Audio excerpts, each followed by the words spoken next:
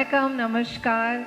It is my absolute pleasure to welcome you all today to AIDA Unites, ladies and gentlemen. Laminate presents AIDA Unites, co-sponsored by Tile Story and Guntupalli.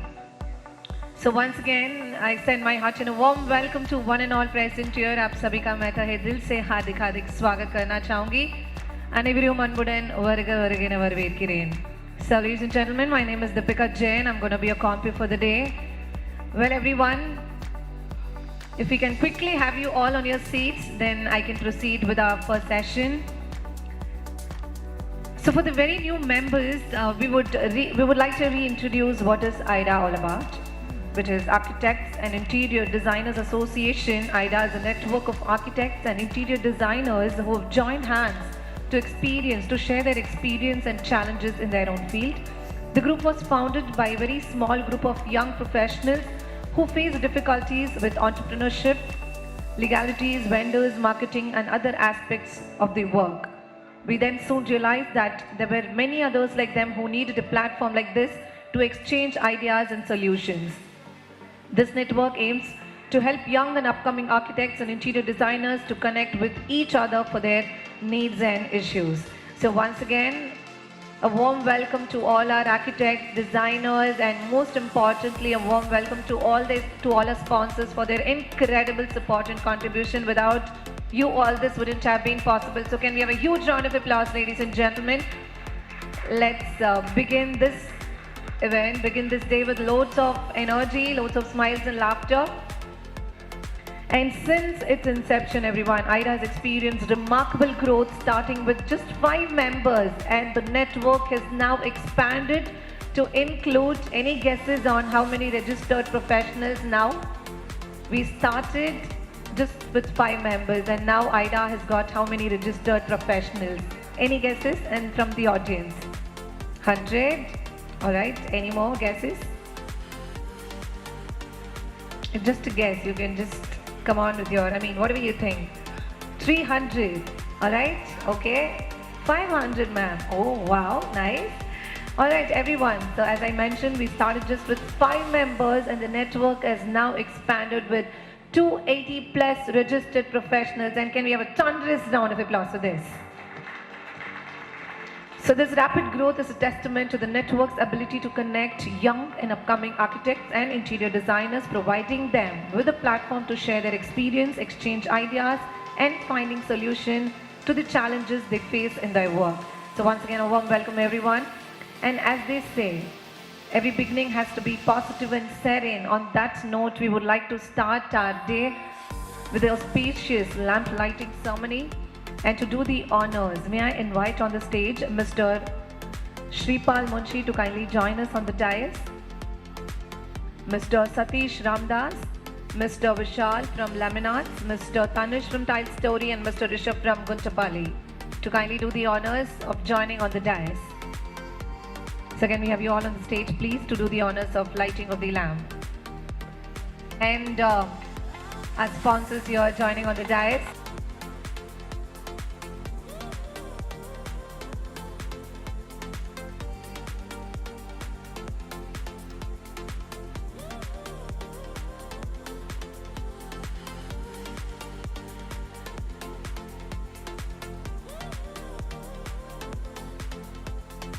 Thank you, gentlemen, for doing the honors. Thank you so much. एक बार जोरदार तालियां होनी चाहिए, everyone. Come on. Yes, sir. कहते हैं दिल को सुकून मिलता है मुस्कुराने से, पर हमारे इस महफिल में, that is AIDA Unites में, जान आई है आप सबके आने से. आप सभी के लिए एक बार जोरदार तालियां होनी चाहिए. Come on. Well, everyone, moving on.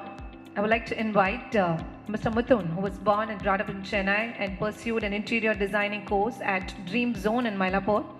After that, he moved to Mumbai for a year to gain experience in the field of interiors. In 2014, Mr. Mithun began freelancing in and around Tamil Nadu. In 2018, he established his own firm named Cube Interior and Architectural Designers. The firm undertakes versatile projects such as residential bungalows, apartments, retail showrooms, office spaces, marriage halls, and so on. Additionally, they also offer turnkey projects and provide design services for exterior elevation. So ladies and gentlemen, with a round of applause, let's welcome Mr. Mithun from Cube to deliver the welcome address. Over to you. Thank you for the intro. Vanakkam Chennai. Hope all are excited for this grand evening of Laminates Presents AIDA Unites, co-sponsored by Tile Story and Guntapalli Marbles and Granites. On behalf of the whole AIDA members, first of all, I would like to welcome our special guest speaker, Mr. Shripal Munshi, the founder and principal architect of Shripal and Venkat Architects. Applause, please. Next, I would like to welcome Mr. Satish Ramadas, co-founder of Boxes. Also welcoming the real stars of the evening, without whom we wouldn't have done in this bigger, bolder and better. A huge round of applause to all our sponsors, please.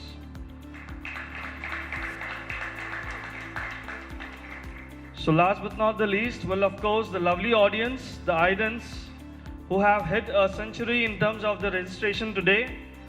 I would like to welcome you all for being present here.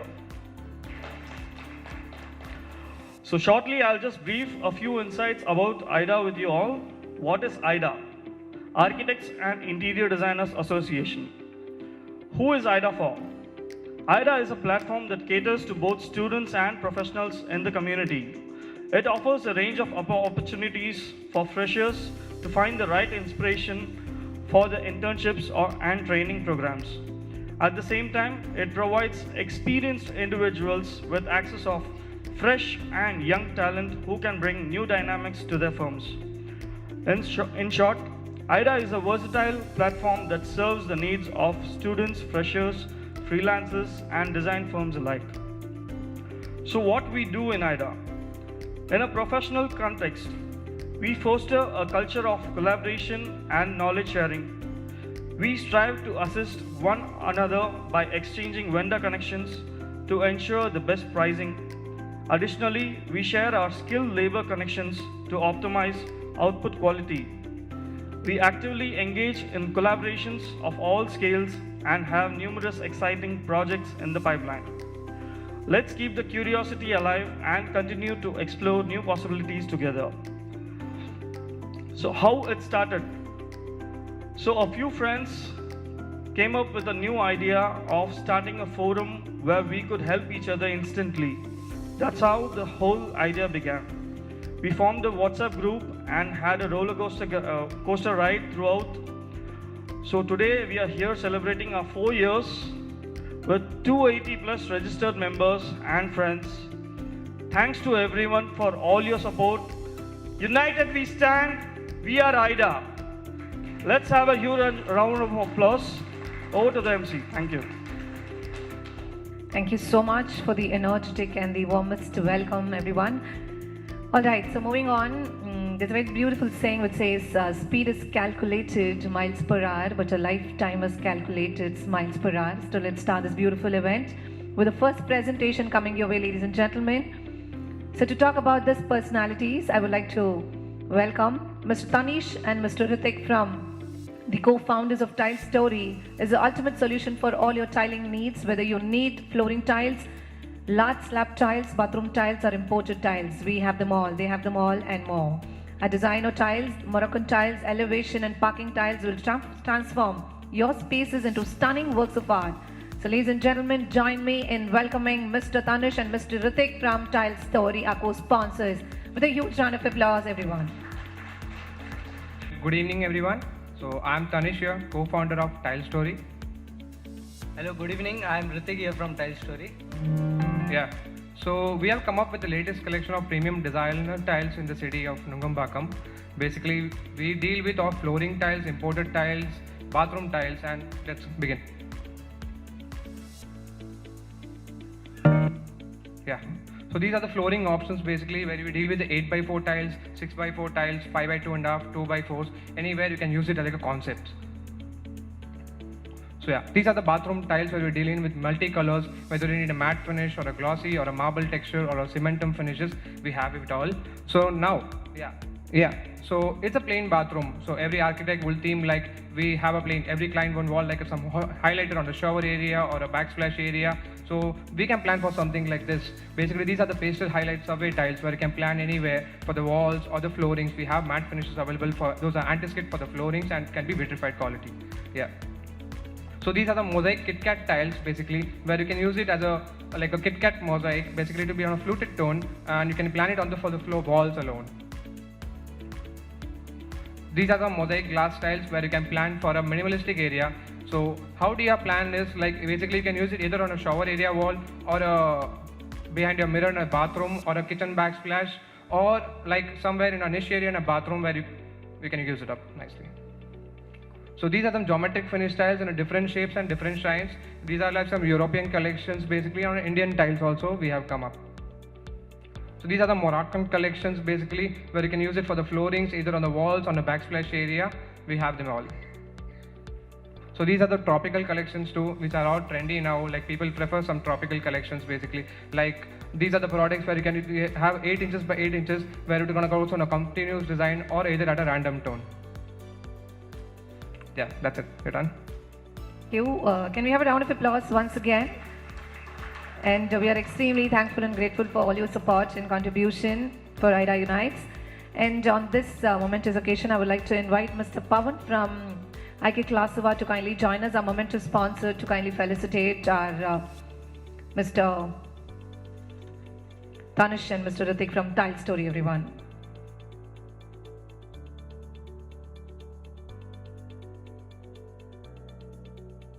A small token of gratitude and appreciation for the partnership and collaboration. Thank you.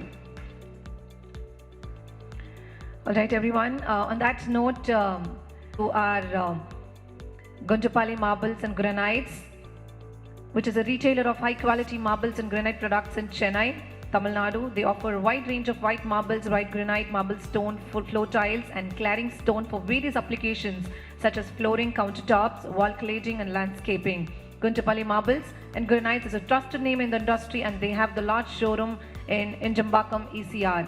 So can we have a thunderous round of applause and welcome Mr. Rishabh from Gunjapali Marbles and welcome them onto the stage.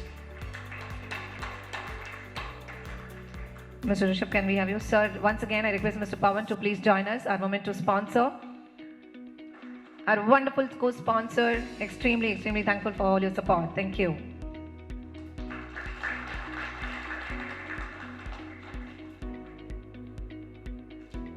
Thank you. Thank you so much. All right, everyone, moving on.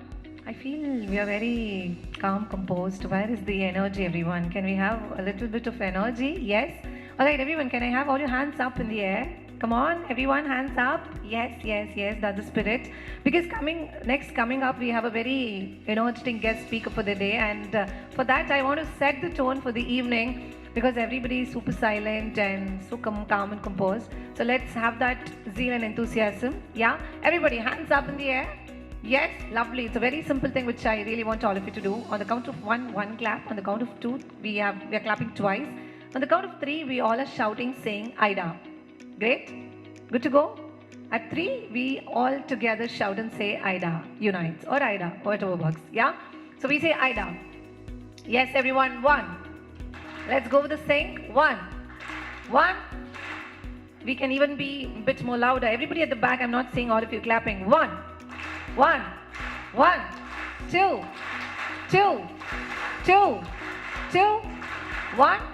One, two, three.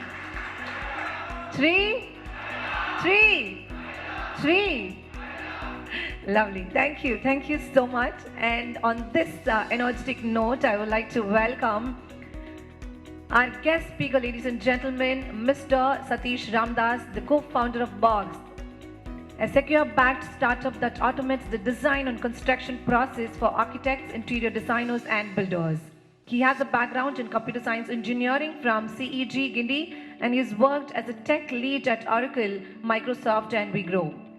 Mr. Satish Ramdas will share his insights on how digital marketing and lead generation can help the entrepreneurs boost their online presence and attract more clients in the interior design and architecture industry at AIDA Unites.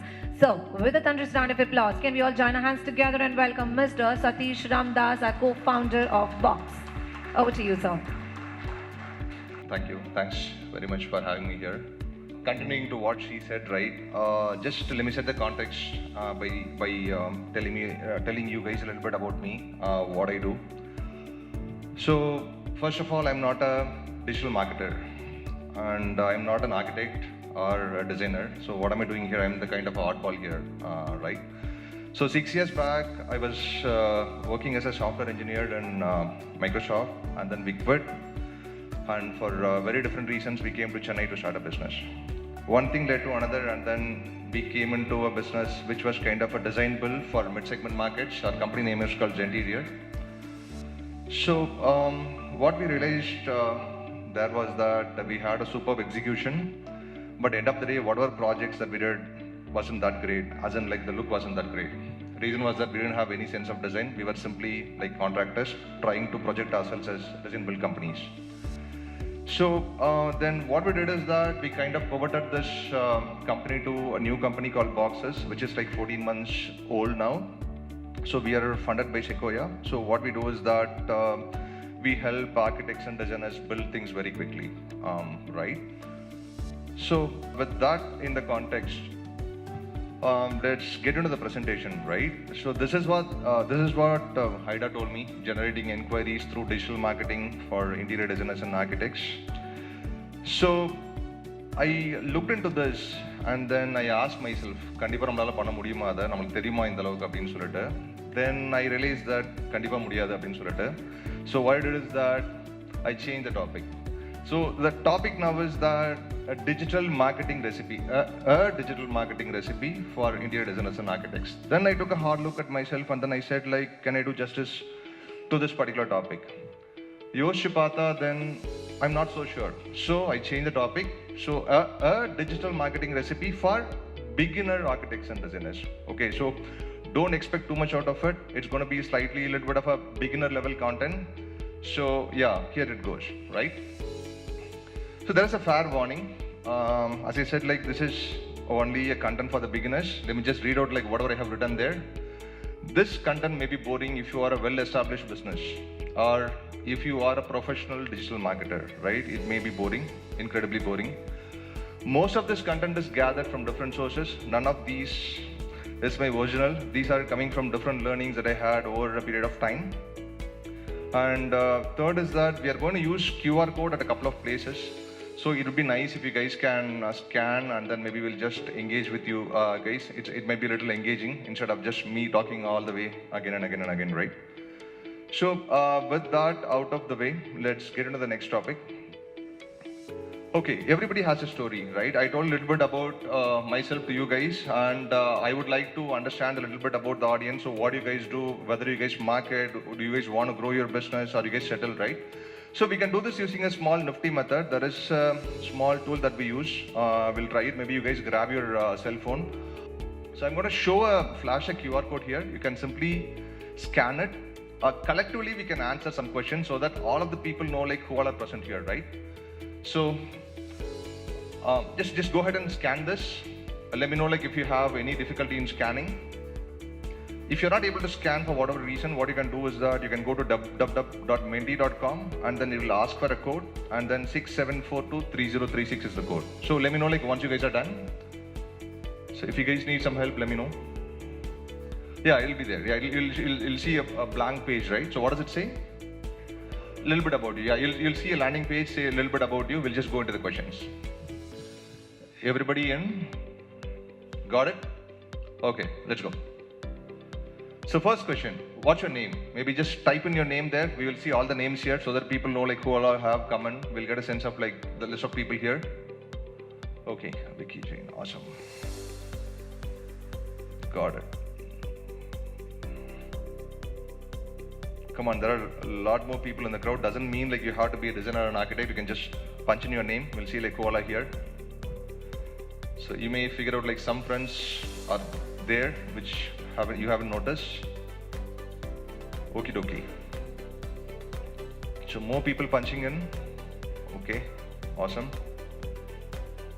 Okay. Kind of stopped, I suppose. Let's go to the next question. So who are you? Who am I, right? I mean, who are you? As in, like, are you an architect, are you interior designer, are you a vendor, or you do something else, like me, right? So, okay, so there are a lot of designers in house. Second run is for architects, vendors, others. Lot of designers. Okay, still coming in. All right then. So the number comes here. I didn't know that. 60 people have answered. Got it. Okay, let's just go to the next slide, right? So what is your primary mode of business? You guys do only design, you guys do design plus project management, design plus turnkey execution, or mostly execution. So what is it you guys do?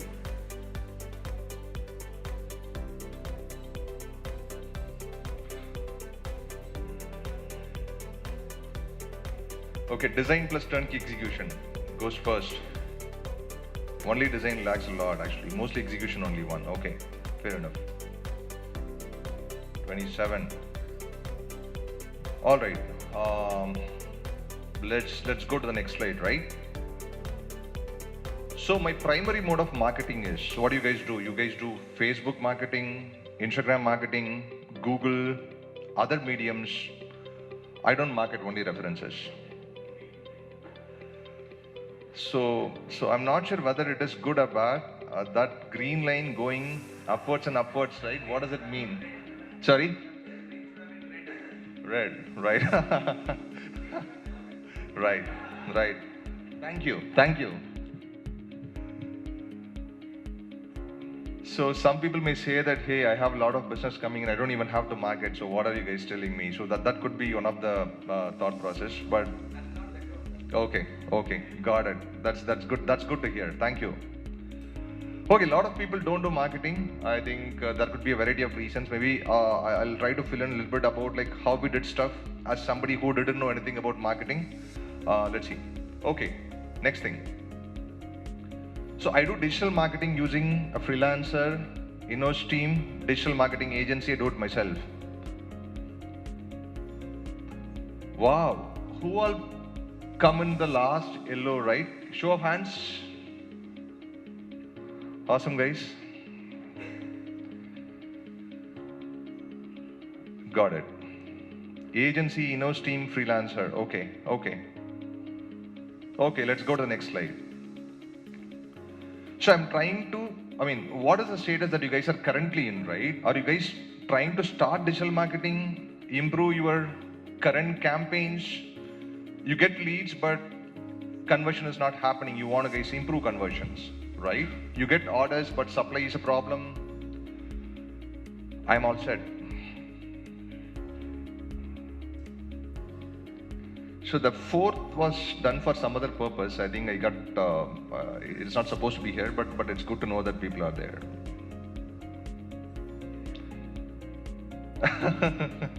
So the entire point is to get a collective response. So I think, yeah. Awesome, guys. So this, a quick point, right? This, whatever response that you're entering, nobody knows that who have entered what. It is just a collective response, right? Just to be clear. Okay, let's go to the next slide, right? So when you get a bill from a digital marketing team, what is your reaction? I think we have had plenty of reactions in our entire stint, right? So what is the reaction that you guys have generally, right? Sorry, it is supposed to be having a mini heart attack. There is a typo attached. Somebody is thankful. Wow, I think we should get hold of that person. Okay, mostly heart attacks. 50, 33. Okay. 58 people. Awesome. Got it, okay. 41 goes here, having a mini heart attack, right? Okay, let's go to the next slide.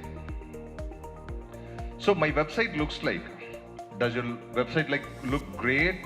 I think it's awesome. Second is that it needs a bit of improvement. So bad that you don't want to look at it. Don't have the time to build one because you guys are obviously very busy, right? Needs improvement. So bad, I think. I thought there'd be 1 or 2, 4 is still a big number in that. So Can we have a show of hands for people who have great websites? 4 people, we can easily count. 1. Don't be shy, guys, nobody will ask you anything. Show of hands, 4 people. Okay, people are shy, no worries. Okay, kind of what I had expected, but I didn't expect that number to be 23. Okay, awesome. Okay, let's go to the next slide, right? So whatever campaign that you guys are running, right? So what does it give you? Very few leads, lot of leads but poor quality, which means like your conversion is not working. Just enough good leads, not running any campaigns. I think I'm kind of confused. A lot of people say like you do marketing, but here you guys are saying like there is maybe not running any campaigns at the moment. We'll figure it out. Okay, nobody's generating just enough good leads, right? Nobody is there yet, right? A lot of things has to be done here. Got it. So to increase your visibility, you spend a lot of time and effort on posting regular visual content, which I think is the most common thing in this industry, I suppose, my opinion. Writing textual content. You guys are not doing much, so actively seek references. So most of this content go to Instagram, right? Most of this you guys post on Instagram, correct? Okay. Thank you. So with that, I kind of get the current state of like where you guys are in to some extent. I think like whatever content that I plan to have might be slightly useful. Thank you for all the responses. We'll get back to our original presentation, right? So this is your story, right? We kind of got to know about what you guys are and what are you guys currently doing with respect to marketing with whatever responses you guys have shown. That's great. So let's go to the next slide, right? With this information, right? So what are we going to do? So if I go, okay, let me just give you a bit of a background, right? A month before, we were trying to have a digital marketing event very specifically for designers and architects. I think even shared a brochure to a bunch of people. So what happened there was that we invited a bunch of experts. So what happened is that they discussed so deep into technical aspects of it, the session got kind of boring. So what I realized is that maybe the session should be slightly light, as in like, it should be in the context of designers and architecture. It should not be about pure digital marketing. So what I have done in my 2 companies, Zenterior and Boxes, is that we didn't have any marketing agency at that point in time. So what we typically do is that Vikram, my partner, he kind of handles everything in terms of like tech operations and everything. I do sales and marketing. As a part of marketing, what I did is that kind of figured out multiple ways, kind of tried out multiple ways to figure out one recipe that could work for that worked for us, right? We spent a lot of time, effort, and money. So what I'm planning to cover here is that some basic marketing beliefs, right? So what's marketing about? It's not too boring. It's like very, very light. Second is that some of the glossary, right? Some terms which is generally used in the market, which you can use it to your freelancer or agency to ask to make sure like you are getting decent buck for your money, right? Decent bang for your buck, sorry. And then last, we will discuss that one recipe, that the one recipe that we have been preserving for a very long time, right? Nothing like that. I mean, it's a basic stuff that kind of worked actually, right? So with that, let's move to the next slide. Okay. So getting people to see you used to be very difficult. So you think about 10 years back, right?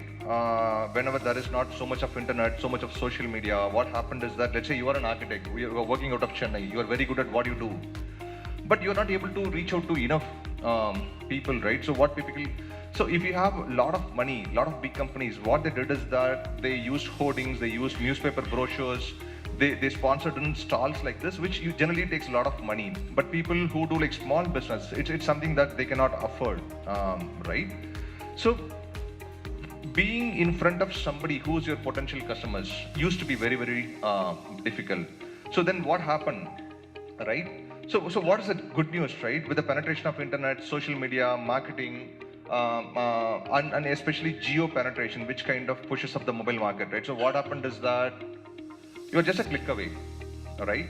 Let me tell you like what it means, right? How powerful it is, right? For example, let's say you are an architect who are working out of an apartment in Velicheri.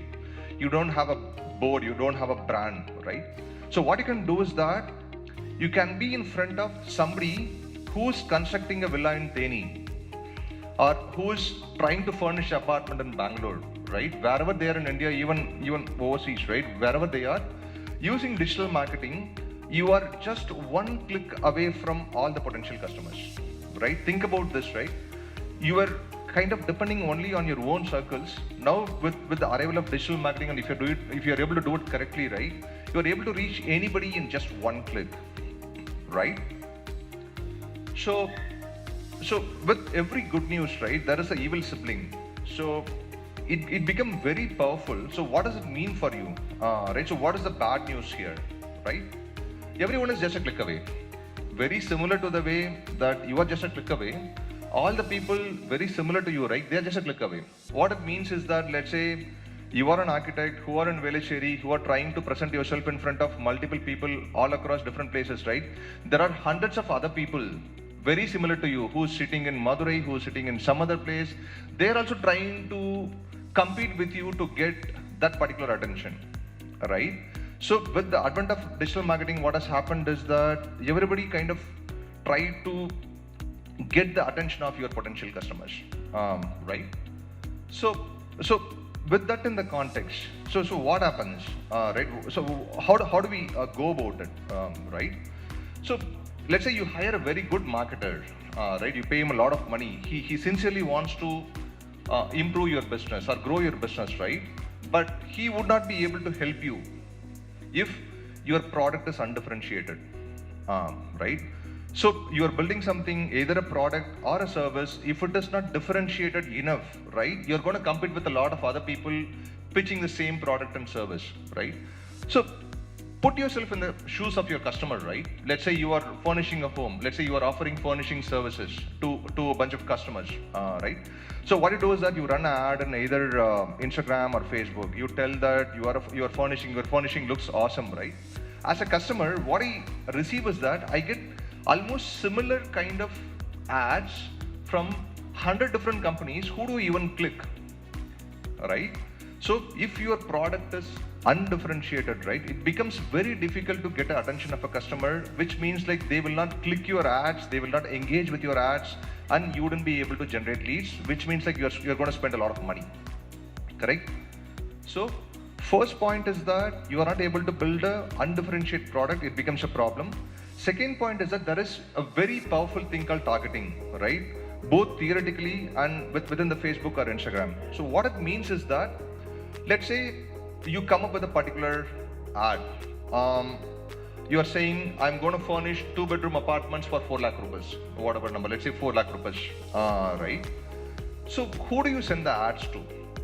You will have to kind of figure out the personas you want to send to ads to, right? For example, you don't want to send the ads to somebody who have already furnished the home, who has a 3 BHK, who is looking for luxury interiors, who is building a villa, right? So theoretically, you kind of have to figure out, whenever you are thinking of a particular ad or a value proposition, right, you kind of have to figure out who is that you are trying to market to, right?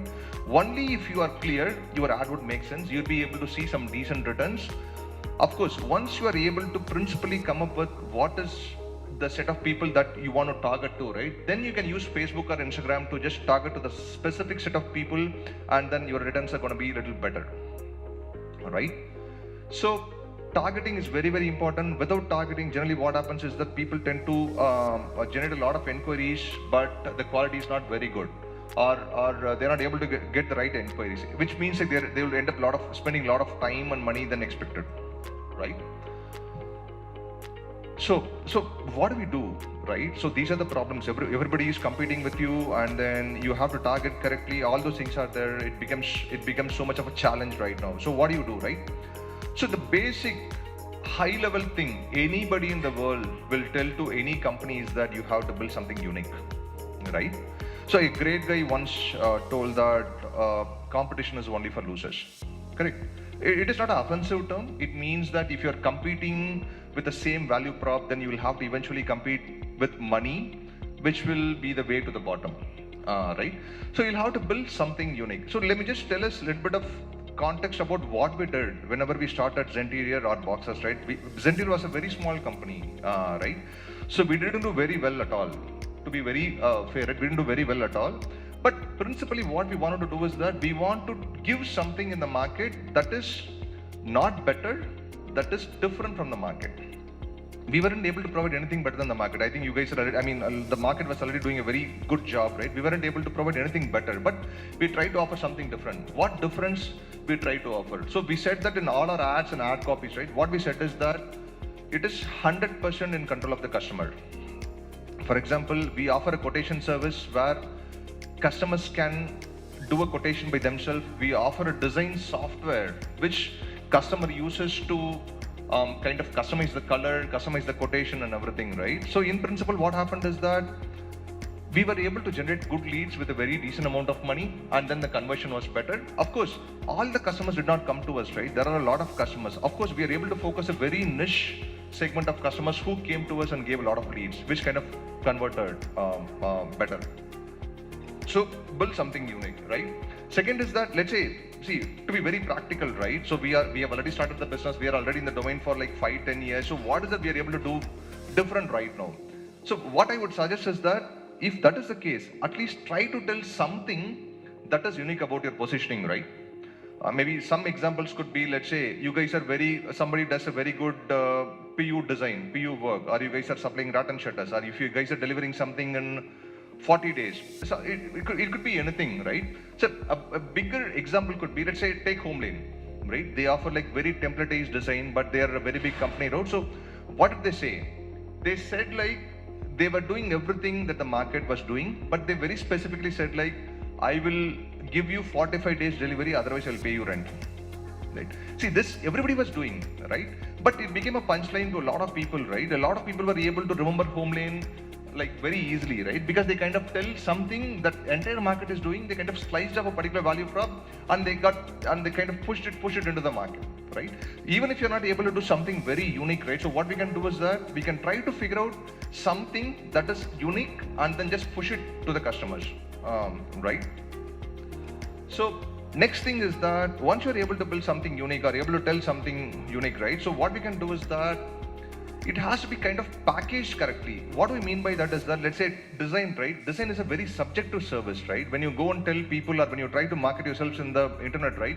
People don't get a sense of, people are not able to quantify the kind of services that are being rendered to them, right? So what I have realized in my personal journey is that if you're able to quantify the service in some package kind of a format, for example, Livspace does a very good thing, right? They say like small kitchens starting from 1.99 lakhs, right? Some people say that 3-bedroom designs starting from 4 lakhs, something. I mean, these are some of the examples that I have seen. So instead of you telling that, hey, we offer a very good design service, great interior design services from so-and-so company, a better version of this is that great designs at 4 lakh rupees or 25 rupees per square foot, whatever it is, right? If you're able to kind of quantify the value of the service in some format, right? So what I think is that it will kind of resonate better with the customers and you'll be able to generate better leads. This is kind of a learning that we had, and as I said, like there is targeting, right? Targeting is very, very important. Maybe if you're running your own digital marketing agency, or let's say if you're hiring some agency, right? You should go and talk to them. What is the kind of targeting that they do? So for example, the kind of power that Instagram and Facebook give you is that you will be able to target people who are, I mean, for example, right, who are from 30 to 35 years, who are women, who lives in an apartment, who are vegetarian, who reads Hindu paper, who goes to software companies, right? This is the level of targeting that you guys can do. So what I'm trying to say is that when somebody is running your digital marketing campaigns, right, go work with them closely and tell them what is your ideal persona. That guy wouldn't have any idea about like who he should market to, right? He has some basic generic formula, but you guys would know that only if my ad is seen or my value is experienced by this particular customer, we are going to have better conversion, right? So assume that there is always a lot of power with Instagram and Facebook. You guys could closely work with your digital marketing partner to make sure like your ads are rendered to the right people, right? Awesome. So couple of more items, right? So two things we're going to talk about. One is performance marketing and one is brand marketing. I'll just going to touch upon the basics, right? So what is performance marketing, right? In a textual, in an academical definition, right? Performance marketing is something where you go to a marketing platform such as Facebook or Google, and then you get your objectives achieved, and then you pay the money. Right? Your objectives could be like you want your post to be engaged with a lot of users. You want to generate so much amount of leads, right? So you just put money and then things are getting done. So that is what is called performance marketing. If you want to scale your business very quickly, right? You can invest a little bit of money and then things can go very fast. So if at all I have to give a rough comparison to what performance marketing, right? Performance marketing is like a race car, as in like. It goes very, very fast. If you invest money, it's going to very, very fast, but you'll have to figure out the track. What I mean by track is that track is your product, track is your positioning, track is your value, track is your unique positioning, right? So without the track, if you're trying to push the race car, even after investing a lot of money, right, you're going to just lose a lot of money. So if you're able to figure out the track and invest the right amount of money into performance marketing, right, you guys can grow very, very quickly. And it's not a very easy thing, right? For you to figure out what you are in the market, to give the entire market a unique positioning, right? It's going to take a lot of time and effort, but once you're able to do it, if you put the money, it goes very, very quick, right? I'm just going to go a little faster. So how do you figure out what is the positioning that you want to offer in the market, right? So what we do is that if you think about the entire scope of your business, right, you have like multiple values that you can tell your customer, right? So what we typically do is that we take multiple values, we kind of run multiple ad campaigns to figure out what is the value that resonates well with the customer. So it is a kind of experimental process. We experiment again and again and again to make sure like what is that one ad copy or what is that one positioning your customers are happy with. Which ad copy gives you a lot of leads, that you kind of experiment more and more to figure out that ad copy or that positioning which your customers are very happy about, right? Okay, that kind of covers performance marketing. Otherwise, if we just go a little deep, it'll be like boring. So let's touch upon brand marketing. To be very fair, I don't know a lot about brand marketing. So it is very broad, it is very deep. There is a lot of experts who are working on it. I'm just going to touch upon brand marketing so that it kind of give a closure to the entire discussion, right? So rough comparison is that brand marketing is like going to the gym. So what does it mean? Let's say you go to the gym, you come back to your house, you look in front of you go in front of the mirror, you don't see any change. First day, second day, you do the same. You go to the gym, you see the mirror, there is no change, right? But people still go to gym. They don't see the difference immediately, right? Because people fundamentally believe that going to the gym is the right thing. Similarly, companies believe that going to investing in brand marketing is very important. It's not going to give you returns in the short term, but it's going to give amazing returns in the long term. So this is just a simple way of thinking what a brand marketing is about. So my take on this thing is that companies who are early, companies who are small, they should invest a little bit in performance marketing, kind of figure out what they want to know. I mean, they have to figure out what they are. Once they are clear about their product, their market and their customers, right, they could invest a little bit more money in the brand marketing to scale their businesses, right? Okay, there are a couple of more terms. These are mainly with respect to performance marketing. First is the push marketing. Push marketing is something where you go and tell your customers that, hey, I have this particular business, maybe avail my services, I have this particular product, buy my product, right? You just go and tell your customer, you push your products and services to your customers, right? Hello hello இந்த மாதிரியா நானும் ரவுடியா இந்த ஏரியால பார்த்தே கிடையாது. நான் புது ரவுடியா ரவுடிங்கிறதுக்கு என்ன ஆதாரம் இருக்கு? அவங்க இந்த ஈக்குவலா பேசிக்கிட்ட பாக்கல நீ ஈக்குவலா பேசிக்கிட்டா இப்படி ரவுடியா நீ? நான் இந்த ஏரியால ரவுடின்னு பாம் ஆயிட்டியா? இப்ப நீ ஏத்தறல எவனுமே எனக்கு பயப்பட மாட்டாங்க. சொன்னா சோப்படங்கற ஏத்த விடுமல. எங்க அம்மா சத்தியமா ரவுடி ஏத்தினா ஏத்தினா நான் ரவுடி நீங்க பேசிக்கிட்டு இருக்கீங்க. ஏர்வியா வண்டி எடுடா. வாண்டடா அந்த ரவுடிங்கிற நம்ப மாட்டேங்கிறான். நான் ஜெயிலுக்கு போறேன் எல்லாரும் பாத்துக்க, நானும் பெரிய ரவுடி தான். So what this means is that, I think it's a funny comparison, just for us to remember what push marketing is that. So they have a particular value, they are of something, and then they go and tell the market that, hey, here I am, just avail my services, avail my products, right? Mostly this happens in all the Facebook, Instagram ads, right? You have a particular value, you just push it to different ad copies to different customers. It's essentially a push marketing, right? Then the reverse is the pull marketing. Pull marketing is something where you go to a marketeer and then you ask for a particular service. For example, you go to Amazon and then you search for some air fryer. You go to Google and then you ask for the best interior designers, right? So when people are asking the marketing platform about some particular value or a product, you kind of put yourself there to make sure that you get the inquiry, you convert. And they easily convert, right? So generally pull marketing is very strong than push marketing because people have a very definite intent when people are doing in the case of pull marketing, right? Maybe one rough comparison could be எனக்கு ஒரு help பண்ண முடியுமா? என்ன யாராச்சும் பெரிய rowdy கிட்ட கூட்டிட்டு போக முடியுமா? யாராச்சும் அப்படியே பயங்கரமா வெயிட்டா அப்படி தைரியமா ஒரு ரவுடி கிட்ட கூட்டிட்டு போங்களே ப்ளீஸ். சொல்லுங்க. So in this particular example, right, so what's happening is that somebody is going and asking for a particular service, right? For example, if you take Nayandara as a customer and then Vijay Sethupathi as a Google, right? You just go and tell Google that, hey, I want to have a better rowdy or a better customer, better interior service provider, whatever it is, right? So that this is what mostly a pull marketing is about. So what is the recipe? So what is the recipe that kind of work for us, right? We are still trying to figure out more and more to get better efficiency. What is the recipe that kind of work for us, right? So we did some analysis. So what is the most favorite social media platform? You guys have any idea? Instagram, Facebook, what is that you guys think is the most favorite social media platform? Awesome. Not the right answer. So the most favorite social media platform is WhatsApp. A lot of people wouldn't know that WhatsApp is people think like it's a messaging platform, but it's actually a social media platform. After that, you have Instagram, Facebook, and TikTok. So WhatsApp is the highest rated or most preferred by people, right? At 16.3%, which is a very big number, right? So, and the second point is that people love messaging. For example, you run an ad. People don't want to give a lead inquiry, right? Instead of, if there is a way that people can send you a WhatsApp message for the particular ad, they would do that. I think this is something that's been proven, and we have also seen in our own experience where you run an ad, people typically tend to send you a message rather than giving you a lead, right?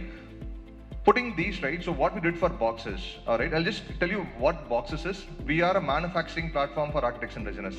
This is what the company is about, right? But as I said, like we want to experiment different positioning where, which resonates better with the customers, right? So we try to run 4 different campaigns. So these are the experiments that we run. First, we said like, it's a separate ad copy, some of you guys would have seen. So we say like, you get fully assembled cabinets from boxes. This is one ad copy, right? Everything is assembled and delivered. Second is that, build your entire design offsite so that you don't have to do any work at our site. This is second copy, right? Third, we said no carpentry at site. So if you see that, 1 and 3 essentially means the same. But when people read it, they kind of visualize it in a slightly different way, right? So third point is that there is no carpentry at site. And fourth is that we tried 5 to 7 year warranty, right? We spent a little bit of money, we ran all the hard copies, and what we figured out is that one resonates better. So what we did is that we kind of killed all the hard copies. Even our, this thing says that, actually, Stanley says that. So all our ads now is that one or other version of you get fully fitted cabinets or fully assembled cabinets from us. So it's an experiment. We spend, let's say, like 30,000-40,000 rupees and kind of figure out this is the value that people are liking, and we double down on the particular value and then see like how it goes, right? So maybe there's one more QR code exercise. So what you can do is that there is something called CTWA. What it means is that you have an ad which is very nice looking, and then people click on it. Instead of them giving inquiry, right, you can just bring them to your WhatsApp channel or your WhatsApp message, and you can start engaging with them, right? Maybe if you guys want to give a try, just scan it. You'll see like how it works. So the reason that you want to not generate a lead and then you want to bring people to WhatsApp is that in WhatsApp you'll be able to engage with a lot of AI bots, right? Now there is a lot of bots. You can engage with the bots. So the more the engagement, the better the conversion, right? So think about the scenario, right? You push an ad, people click it, and then they set an inquiry. But you push a second ad where people click it, and then you lead them to a WhatsApp, right? So it's going to take you to a WhatsApp message. Just send that particular message. You are going to get some kind of a engaging content, right? It's not ideal. It is something that I kind of put together very quickly for this particular session. You kind of get the idea, right? Does it work for anybody? Works? Oh, okay, fine. So I'll just walk you through the different screens, right? How it works, right?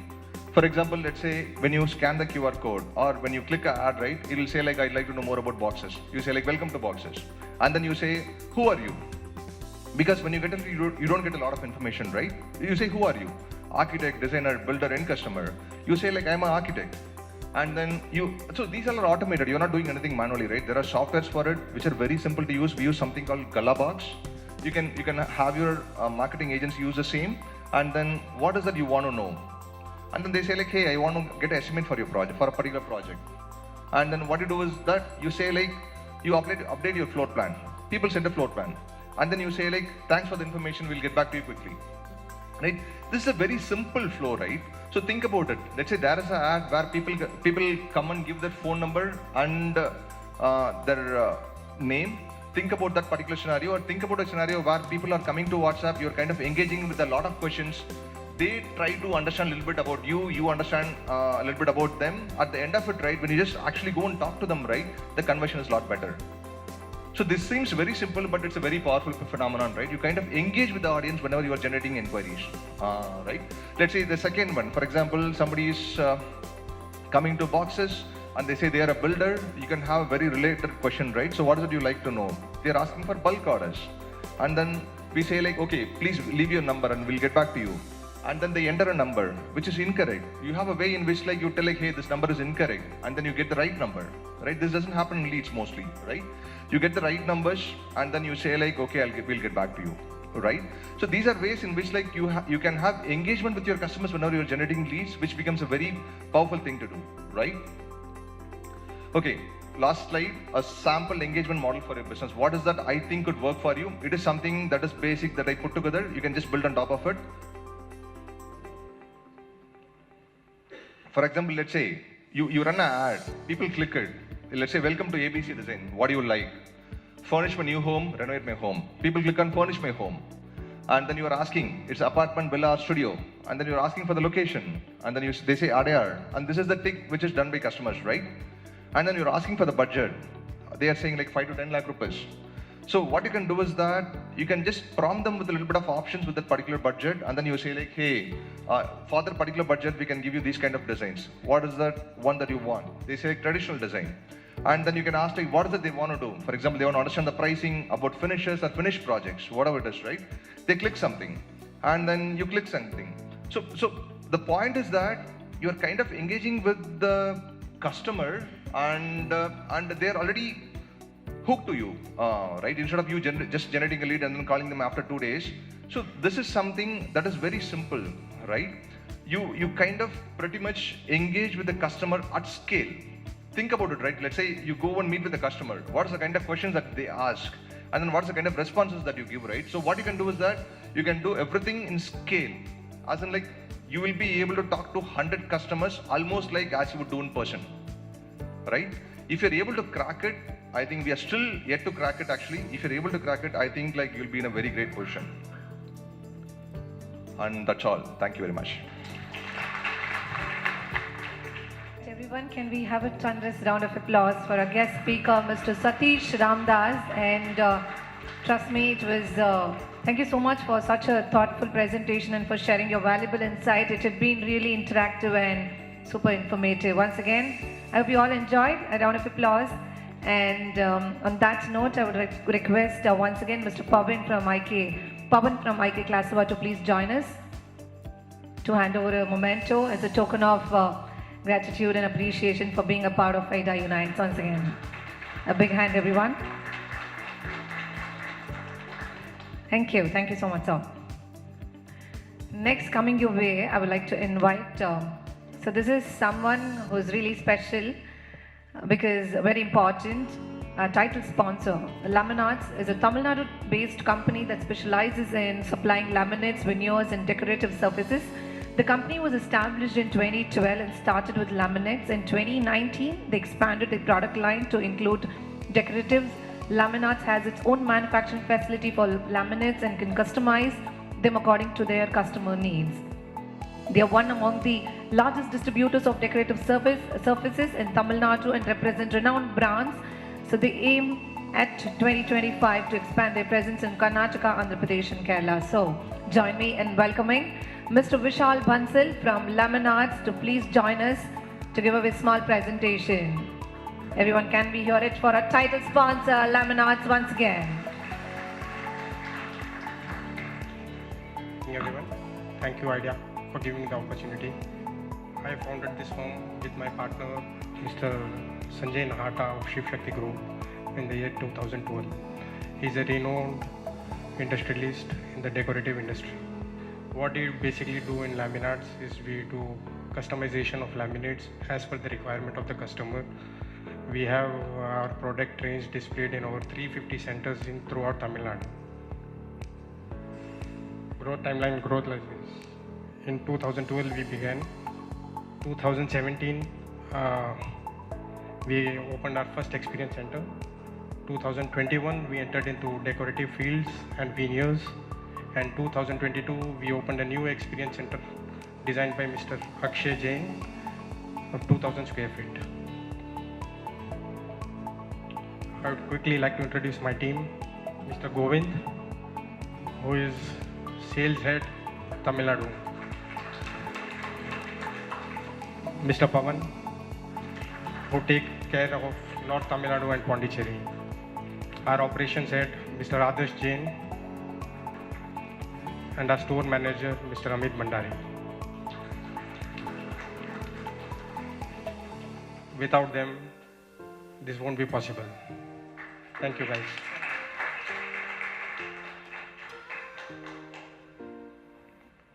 We are dealing in laminate, veneers, and decoratives.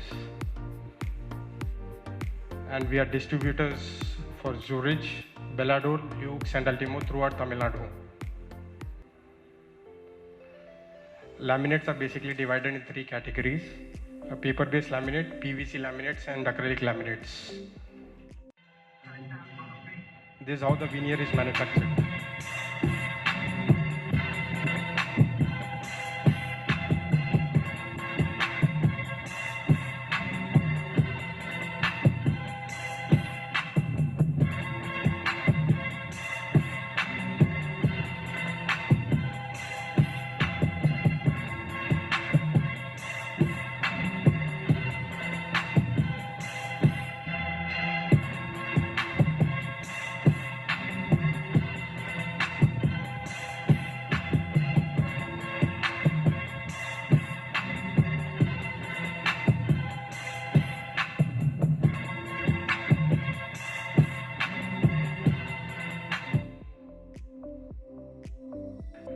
Veneers are basically divided in three categories.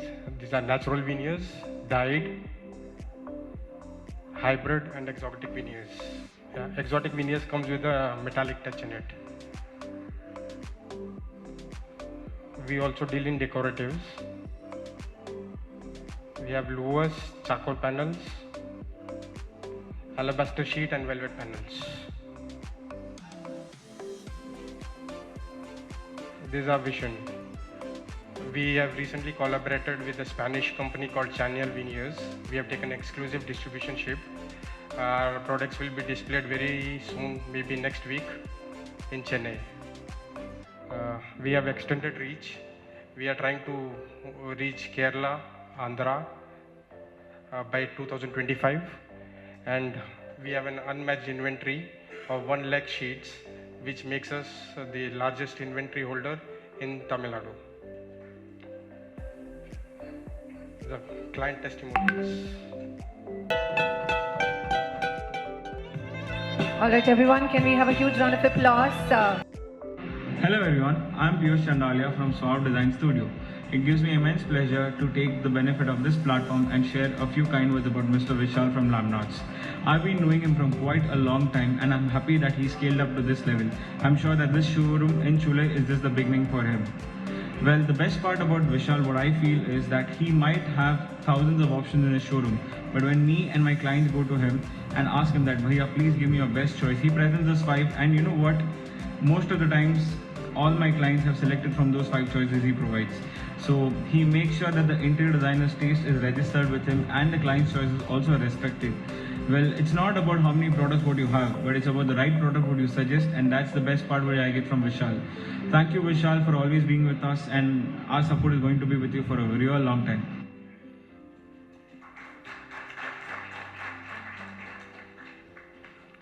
You can choose us. These are the reasons displayed. Any questions? Thank you.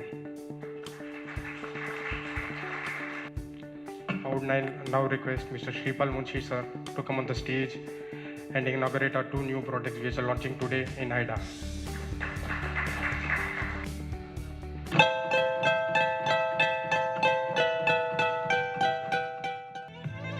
All right, everyone, can we have a huge round of applause? So our title sponsor, Laminates, they are launching the product today.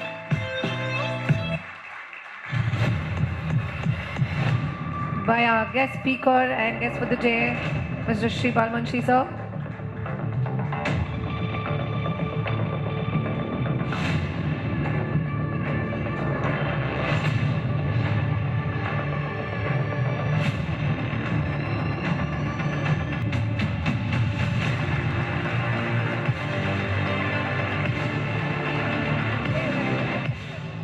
All right, everyone. So some extraordinarily amazing products they just have launched.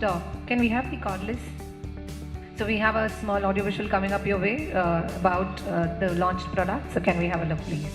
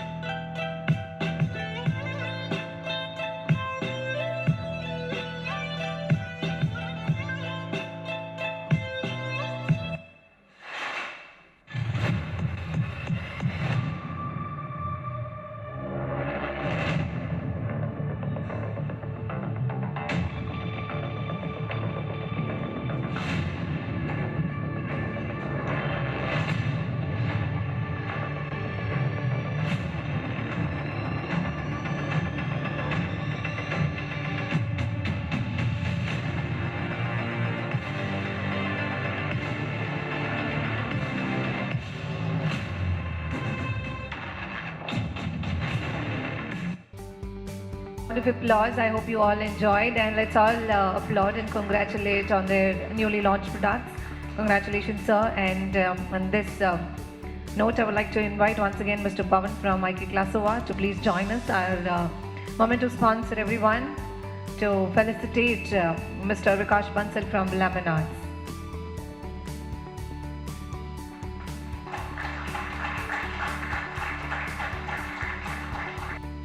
Thank you. And I really hope that it was truly a very informative presentation by our title sponsor. And moving on to our next presentation, everyone. All right, so how are you all feeling, everyone? How is it going today? We've planned a lot of great insights and discussions are coming your way. And everyone, let's all make it as interactive as possible as as a presenters, as speakers come onto the stage. If you have any queries or questions, keep them just going. So let's all make it interactive. It's just not one person talking and presenting. So we have a lot of young designers and young architects in the house. So I'm sure that there are going to be a lot of questions your way. So feel free to ask your queries, your questions. So our speakers, our sponsors are all here to whatever is your doubt or queries, we are here to help you out. And let's make it even more interactive, because coming your way we have someone with a great vision and a mission, I must say. All right, everyone, the founder principal of Shripal and Venkat Architects, SVA, passionate designer with an eye for detail, Mr. Shripal has been practicing architecture and interior design for more than 2.5 decades. SVA has designed integrated townships, gated communities, institutional buildings, senior living communities, mixed-use commercial products, hospitality, urban as well as resorts, entertainment zones, schools and rail infrastructure, interiors and so on. Currently, the firm has projects in design, construction stages in India, Africa, the US, and has been involved in the interior design of the 6 of the high-speed rail bullet train stations between Ahmedabad and Mumbai as design consultants to Lausanne Turbo Can we have a thunderous round of applause, everyone, and welcome Mr. Shripal Munshi B.R. MSAUD. Yes, sir. Am I right? Absolutely. With thunderous round of applause, everyone. Come on. Okay. Good evening, everyone. Thank you for having me here and being such a patient audience. So it's wonderful to be sharing a journey which started. Anirudh and Jiten came to me a couple of weeks back, I think 3 weeks back, and they requested that why don't we have an evening, we'd love you to come and share some insights. So what I've just put together is compilation of various thoughts, just observations on how business in the creative profession should be done. And this is something which works, this has worked very well for us. It may or may not work for you, but I think it's important that it's put out there for all of you to react, all of you to absorb, all of you to assimilate, and then try and test it in your own way, in your own journeys, because each one of us has come with a very special journey and with a very special message and a role to play in the society. So keeping that in mind, so these images actually give a brief history of close to 30-35 years. Born in Mumbai, educated in Mumbai, and then I started working in Doshi Sir's office in Ahmedabad, in Sangat, in the hallowed precincts, right under those concrete arches. And one of the things I learned working in Doshi Sir's office is, apart from form, space, order, proportions, sensitivity to material, is relationships.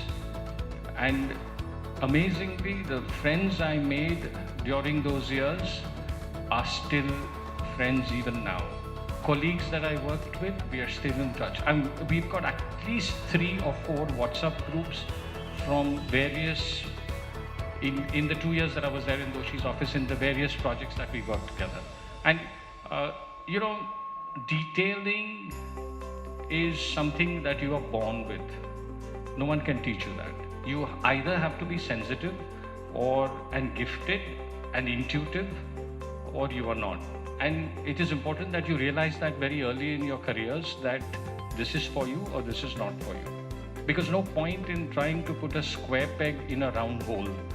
You will be unhappy, your family will be unhappy, your clients will be terribly unhappy, and most important, you'll end up with adding mediocre work on firmament which can easily do without mediocre work. So this is a very, very important realization that all of us have to come to. So Mumbai, Ahmedabad, New York, where I did my master's, I went to Columbia, managed to get a few scholarships, and that's how, because my parents couldn't afford. My father used to work with a company called Union Carbide, and then mom was a school teacher for the longest time. Middle class Gujarati family full of doctors and lawyers. I was the mutant aberrant gene. Somehow creativity came into my life, and then that's how the lone architect, still flying high in the family. Hong Kong, Singapore was when I finished my master's, and I started working in a firm called David Mandel and Howard Zimmerman. And we were doing small projects. You know what kind of projects? Back in the 1900s in New York City, you had tabelas, horse carriage conversions, small museums. Someone wants to do a weekend house somewhere in the Hamptons, whatever. And I said, this is very frustrating, because you've come out of an Ivy League college, you're thinking you're going to be working on, big skyscrapers and large townships, and you're trying to convert a tabela into something else. So I said, no, this is not happening. So I started looking for work. I must have applied to all the firms that I adulated at that point. SOM, KPF, Raphael Vinoli, and I have kept each and every reject letter. because that served as the trigger, and that served as a memento to work harder, and that served as a memento to, because and needless to say that the color of your skin is not helping you. The fact that you have to go through the whole visa crap is not helping you, because colleagues and classmates were walking into IMP's office. They were walking into the literally who's who of New York design elite, and you were given a no. Even though your marks were better than them, even though your designs were much better, even though you were part of the winning competition that went and toured all over design forum all over the world. But I said, okay, maybe this is you got to, there's something called karma bhumi and janma bhumi. So you go through this. You realize that yeah, this is part and parcel of the dues you need to pay. And there was a very, one day I went down to the Citibank building, and the Citibank building has a triple-storied atrium. And that was designed by Edward Larrabee Barnes. It's a black building, beautiful building. And I called my dad and I said, Dad, I want to quit. I said, this is just a complete waste. I want to quit. I want to go become an MBA, get out of this. And he said, you have a dream. You had a dream, which is why you went there. Don't give up. Don't abandon, don't give up, because time changes. And we are here to help you in whichever way you can. And whichever way you need, whatever you need, but don't give up. And those words I still remember even now. And these are the things that will stay in your memory for years and years and for decades and decades. Because every one of us will come and face that one moment where you feel like cracking up, and then you say, no, you still have some more in you. You still have, this is not the end, and you've got a lot of stuff to do. So, continued working, got an offer from HOK to move to the San Francisco office hired me to move to Hong Kong.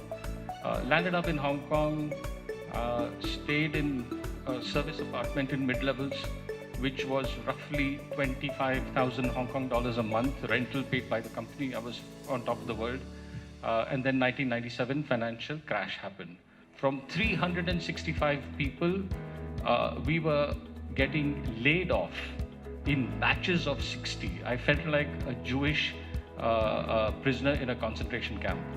This is 60 batches of 60 people getting fired on a weekly basis.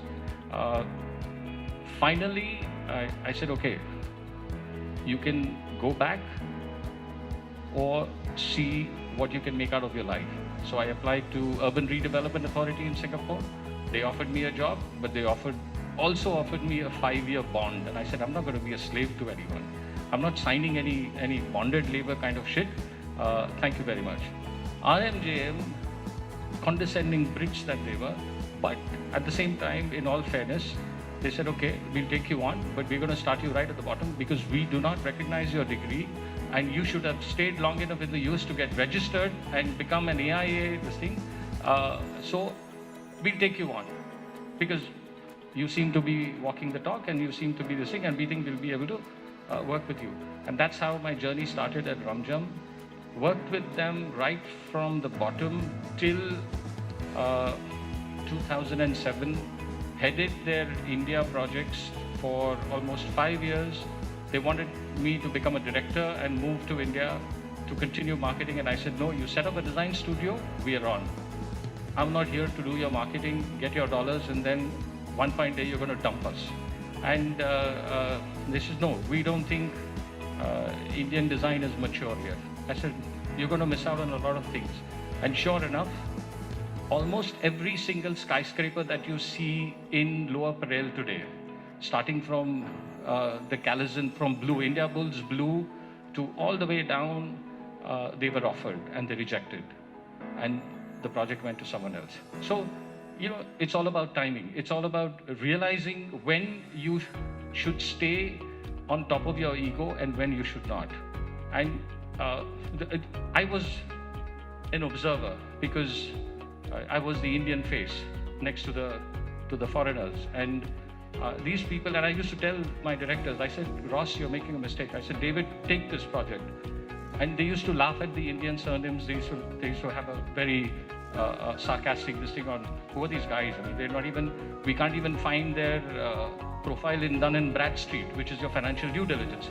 I said, yeah, because they're going to be buying over Dun and Bradstreet in the next 5 years. And sure enough, that's exactly what happened.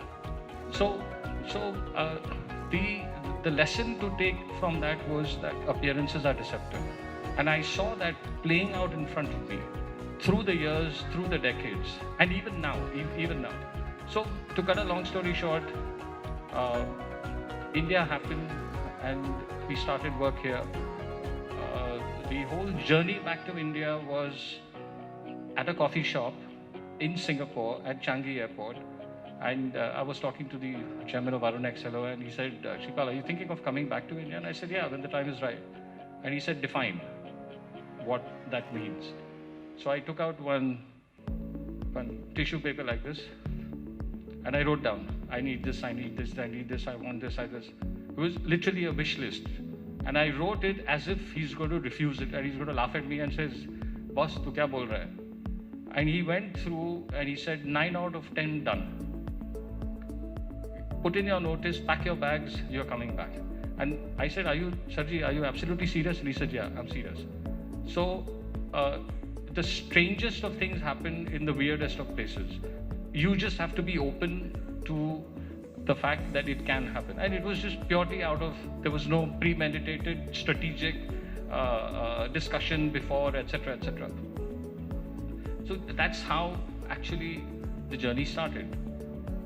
I was, for what, almost a decade or even more, an employee. And now suddenly I was going to become an employer. That's not an easy transition because forget about your salary or forget about you taking home. You need to worry about your staff getting paid on the 30th of every month, irrespective of whether your money is in the bank or not. And that's not an easy thing to sleep with, and that's not an easy responsibility, but you take it as a challenge and it'll work well. So, as I said, ask yourself, are you in the right profession? Is this the right thing for you? And if you have the slightest doubt, leave. You'll be much happier. Everyone around you will be much happier because our profession is not for everyone. Our profession has a very long gestation period. It has a very long maturity period. And it has, most important, a very long acceptance period. And if you don't understand this, then you're going to be constantly frustrated, you're going to be constantly disappointed, you're going to be constantly unhappy. So the world is a reflection of your mind and the inner world drives the external. So if you are frazzled inside, your thoughts will be reflected exactly in the same way in the outer world. This is a very, very interesting cartoon by this cartoonist called Hellman, and this used to come in the architectural review. And it so funnily but very poignantly captures what is actually going on, image of the architect. So the public thinks that we are completely cuckoo sitting on a cloud and building our own castles in the air. The client thinks that I am only there to spend his money, complete waste. Quantity surveyor thinks I am here to escalate his budget all the time, 24/7. Planners are there to prove their point and to further their agenda, and that's what they want us to do. So we are means to an end. At the end of the day, we are a service industry. Don't lose ever the sight of that.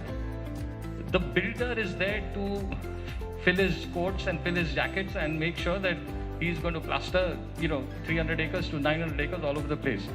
And we think we are the shining star and the knight in shining armor out to save the world. This is the discordant paradox in our world. And it's so true. It's so at some point or the other, I'm sure all of you would have encountered this. There are things we can change, and there are things which are already changing, and there are things which are now in the public narrative much more than ever before. But it's a long journey. It's a long thing. I mean, just see what's happening to Central Vista. Bimal Patel has done a phenomenal job, but there's an entire group of people out to blast it, criticize it, for whatever, their own political affiliations or whatever they want to do. But give the guy a credit. You just see what he's done. You see what he has achieved. You see what the transformation has happened. We needed a new parliament building for decades and it was not happening. And finally it's being done in record time. And all we are doing is, taking it to the cleaners. That's not fair. I mean, I'm not batting for person A or person B, but when you have such a strong intervention, I think the profession needs to come together and profession needs to rally around and be one. You need to unite. You can't be just own small bickering picket holes and then taking pot shots, isko udaya, and be happy about it. You see what you are. How we think of our problems is how the world thinks of our problems. So whatever you focus on, that will grow. You focus on negativity, negativity will grow. You focus on lack, मेरे पास नहीं है, मेरे पास नहीं है, मेरे पास नहीं है, तथास्तु, कुछ आएगा ही नहीं. Seriously. But you look at it the other way, that I'm grateful, I'm thankful, I've got great stuff. Trust me, just see the magic unfold every single day. So again, these are things that you learn, you discover. As I said, being prepared for a long period of gestation, but an equally long period of satisfaction. And I'll exactly explain to you what I mean by that. So these are some of the images of some of the design works and the projects that we have done, completed, in progress, on the drawing board, rejected, trashed, criticized, the full thing. For every project, for every this thing that we have got, there are 15 projects lying unbuilt in my server, shelved for whatever reason. But that's fine, that's life. It was a decision that we made, it was a decision I made, and I live by it, and I'm happy with it. So sometimes you win, sometimes you learn. Today's failures are the foundation stones of tomorrow's success. If you've not failed, I would be seriously worried, because you'll never learn. You have to fall. And only when you fall, you will realize that something in you will wake up and which will make you strive longer, work harder, and most important, work smarter. And this is, again, some of us have it on a silver platter, some of us have inherited firms, maybe, maybe not. Some of us are starting from scratch with no backing, no support, no family biradari waiting to say, "Arey yaar, kuch nahi hua, chal aaja kal subah." No, none of that sort. You're on your own. You're just standing right in the middle of a field with nothing on you. Choose discipline over excuses. When I lost my excuses, I found my results. There's something called the small mind and the big mind. Small mind will look for the shortcut. The big mind will look for the pain right now, but gain long term. And this, I just can't stress more the relevance in our profession. All the time we are always looking for shortcuts, but there is another part of our brain which is telling us that nahi, ye sahi nahi hai. Go through that extra effort and make that effort to take the big mind, to take the long cut. In Sanskrit, there's a beautiful word called Vairagya. Vairagya means dispassion. Today, someone is clapping hands, you're getting all the accolades, great. Tomorrow, that same group will be throwing tomatoes at you. Make sure you have the guts and you have the conviction to smile through everything. At this side or that side. That is dispassion. That is the way to handle unfazed. And the only way you can do that is something inside you is absolutely centered. You are centered. You have the confidence that I know what I'm doing. You may like it, you may not like it. That's your choice. I'm not forcing you. I'm not putting a gun on your head to like. So I'll get on to the projects. This is a project which there was a YouTube video made on this, and wonder of wonders, it's crossed 1.6 million views, probably 1.7 million views. We had no clue that it was going to get this kind of a response, and it continues to gather a lot of appreciation and a lot of good vibes. That's the only thing I can say. Most important, the client sends me photographs every time there's a spectacular sunrise or there's a full moon, or every time he sees dolphins cross 500 of them from one end to the other end. I mean, that is satisfaction. That's pure joy. And nothing, no amount of bank balance can even equate and come to the satisfaction and the sheer joy that you feel when a client shares that. And this is not premeditated. This was not something which was planned. It just happened because you put your heart and soul into it. The team put their heart and soul, and you gave it a 200%. So these were all the design studies that we went through. This is the actual photograph. So we were involved in the master planning, in the interiors, in the entire, and that's the view in the morning, which a lot of people have said it's a Photoshop job, but I can proudly say this is exactly how it was that morning at 5:30 a.m. when Mia Studio from Auroville, Coriolan and Martha, wonderful people, wonderful souls from Auroville, I went there and took this photograph. And it's just one of these, I would say, ethereal, unbelievable moments. And truly this is how it is. And when you see this, when I see this again and again, it just reminds me that just keep on doing what you're doing, provided you like it. No risk, no growth. So, you know, if you are risk averse, you will stagnate. Guaranteed you will stagnate. So take risks, but take calculated risks. You don't have to be stupid and you don't have to be irrational about it, but plan your risks well. But without taking risks, you're not going to get anywhere. This is another project, 4 Point Sheraton. And you know what? No one taught me how to do resorts. No one taught me how to do train stations. No one taught me how to go and do a senior living. No one taught me even how to do a library. But what I learned was common sense. What I learned was proportions. What I learned was that when you design keeping the end user in mind. When you design, you keep in very, very conscious awareness climate. And that is all that we do. That is all that we apply in all our designs. So no master's program, no PhD is going to teach you how to do typology A, B, and C. And even if they do, they're just regurgitating crap from someone else and then thrusting it down your throat. You're not going to take anything. Nothing's going to enter your brain. You need to go through that journey yourself. You need to walk on your own. This was a 13-acre site.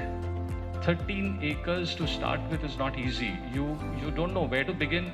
What is the first sketch that you're going to do? Where are you going to distribute it? And most important, as I learned in Tamil Nadu, the weddings happen facing east. Then the client said, no, this has to be only a vegetarian. But then how will we have Muslim weddings and how will we have Christian weddings? So you please make sure that there is another kitchen outside so we are able to do for all faiths and for all the things. So fine, fair enough. We had to respect as designers very, very sensitively design interventions that made sure that everyone was taken care of and it was being done in the right way. And that is exactly what happened. Even after Marriott came into the picture. So the clients then said, we're going into a agreement, and it was earlier supposed to be with Starwood, and then Starwood got bought over by Marriott, and today Marriott is one of the world's largest hospitality chain. And 4 Point Sheraton became the brand. This is a senior living project, again, which gives a lot of satisfaction. It's in Mahabalipuram, it's called Ziva, and this is on 21 acres. The first phase was 9 acres. It's got 19 villas and then it's got 2-bedroom apartments. Most important, it's got a 2.5-acre organic farm with indigenous species of cows, A2 milk, and everything that is required for the growth of the vegetables is all coming from there. So it's actually sustainable. It's ticking all the boxes in sustainability, carbon neutral, carbon zero. But you know, we don't get into all those quantifications because that's a paper exercise. Eventually, are people smiling? Are they happy? Are they healthy? And are they thankful? That is what matters. So this is the clubhouse. Be a student for life. The minute you think you know it all, you are roadkill. Gone. You have to understand that you will constantly learn. And that's the most amazing thing. Wherever you go, wherever you travel, whoever you meet, there is something to learn. And if you go with that ego, big fat ego of yours, and says, oh, I know, I've done it all, then this is that, finish. That's when you're inviting trouble with a big capital T. Imagination is planning for the unknown. I don't know when I start sketching what's going to come out, but I don't have any fears because I'm going through a journey. I have the intentions that we're going to create something nice, and I know I'm going to put it forward for the clients to understand, take them through my kind of thinking, and see if they like it. If they don't like it, we'll give them something else. If they don't like something else, we'll keep on doing. 2 years back, 2021, L&T came to us, Saha. He's the executive vice president or whatever, Saladipti Saha. I know him from the Estancia days, and he says, Shripal, I need you on the bullet train project. I said, okay, what does it entail? He says, we are doing the architecture, but we want you for the interiors because your training will match those Japanese. So I said, okay, let's start. I said, but my team doesn't know anything about any train stations. I was the station architect in Taipei, in Taoyuan station. And so I've gone through the whole thing. And I stayed inside for 1.5 years. In Taiwan and in Hong Kong, by the way, anything that has its back to the sun is food. And I have stayed a vegetarian throughout my life, across all the cities that I've stayed in. And for the simple reason that when you make a decision, you can stand by it. So yes, I learned to like tofu. I learned how to eat pak choy, which is quite horrendous, and things like that, but it's not impossible. So if people tell me that, oh, I've converted, oh, this thing, you've done that because you wanted to do that, don't give me excuses. So anyways, bullet train stations, we've done 195 renders. The High Speed Rail Authority has finally agreed for Surat station from 3 options to 1, Anand station from 2 options to 1, Bilimora station from 2 to almost 1 because we just submitted last week, and Vapi is on the way, and we've got 2 more. We've got Vadodara and then we've got Bharuch. So we were signed on for a 9-month engagement which has turned into 24 and still counting. I've been to Delhi, I've met the High Speed Rail Board, the managing director. The only person left to meet right now is Ashwini Vaishnav and the PM's office, which will happen in due course of time because superstructure is already done. India will see something which it has not seen in the next financial year. For the first time, you will see what is a 320 km/h train in India zipping from Bandra Kurla complex, whenever they finish that station, to Sabarmati in 2 hours flat. Unbelievable. You have to this thing. And 508 kilometers is the entire alignment, 300 kilometers of superstructure already done, viaducts built, 24/7 Japanese systems are in place, entire construction industry for rail is being revolutionized. None of this is out in the press in the detail, but wait and watch because we are on the site, we know what's going on, and it's a matter of time. It's a matter of time before, just like how we excelled in sending our Chandrayaan to the moon at a fraction of the cost, that's exactly what's going to happen. Very soon we'll be exporting bullet train technology to the rest of the world. Because, you know the most amazing thing? I gave a presentation to the American High Speed Rail Authority. I was part of a panel discussion, thanks to my Columbia classmates. And there is not a single high-speed rail in the US. There's not a single feasibility. Now they're looking at something from California, from Fresno, this thing to do this, and that also, I don't know when they're going to do. Asia is ahead by an arm and a leg completely. I mean, I think the next half century belongs to this side of the world. There's absolutely no doubt about that. No effort is wasted if you put your genuine effort behind it, and if it's not for this client, then surely the next one will like it. And you know, this is a mantra. Honestly, If someone rejects something, no problem. There's absolutely no need for any of you to feel disappointed or to take it personal, nothing. Because someone will like it. It's their loss, not yours. This is a project we've done in Africa, in Accra.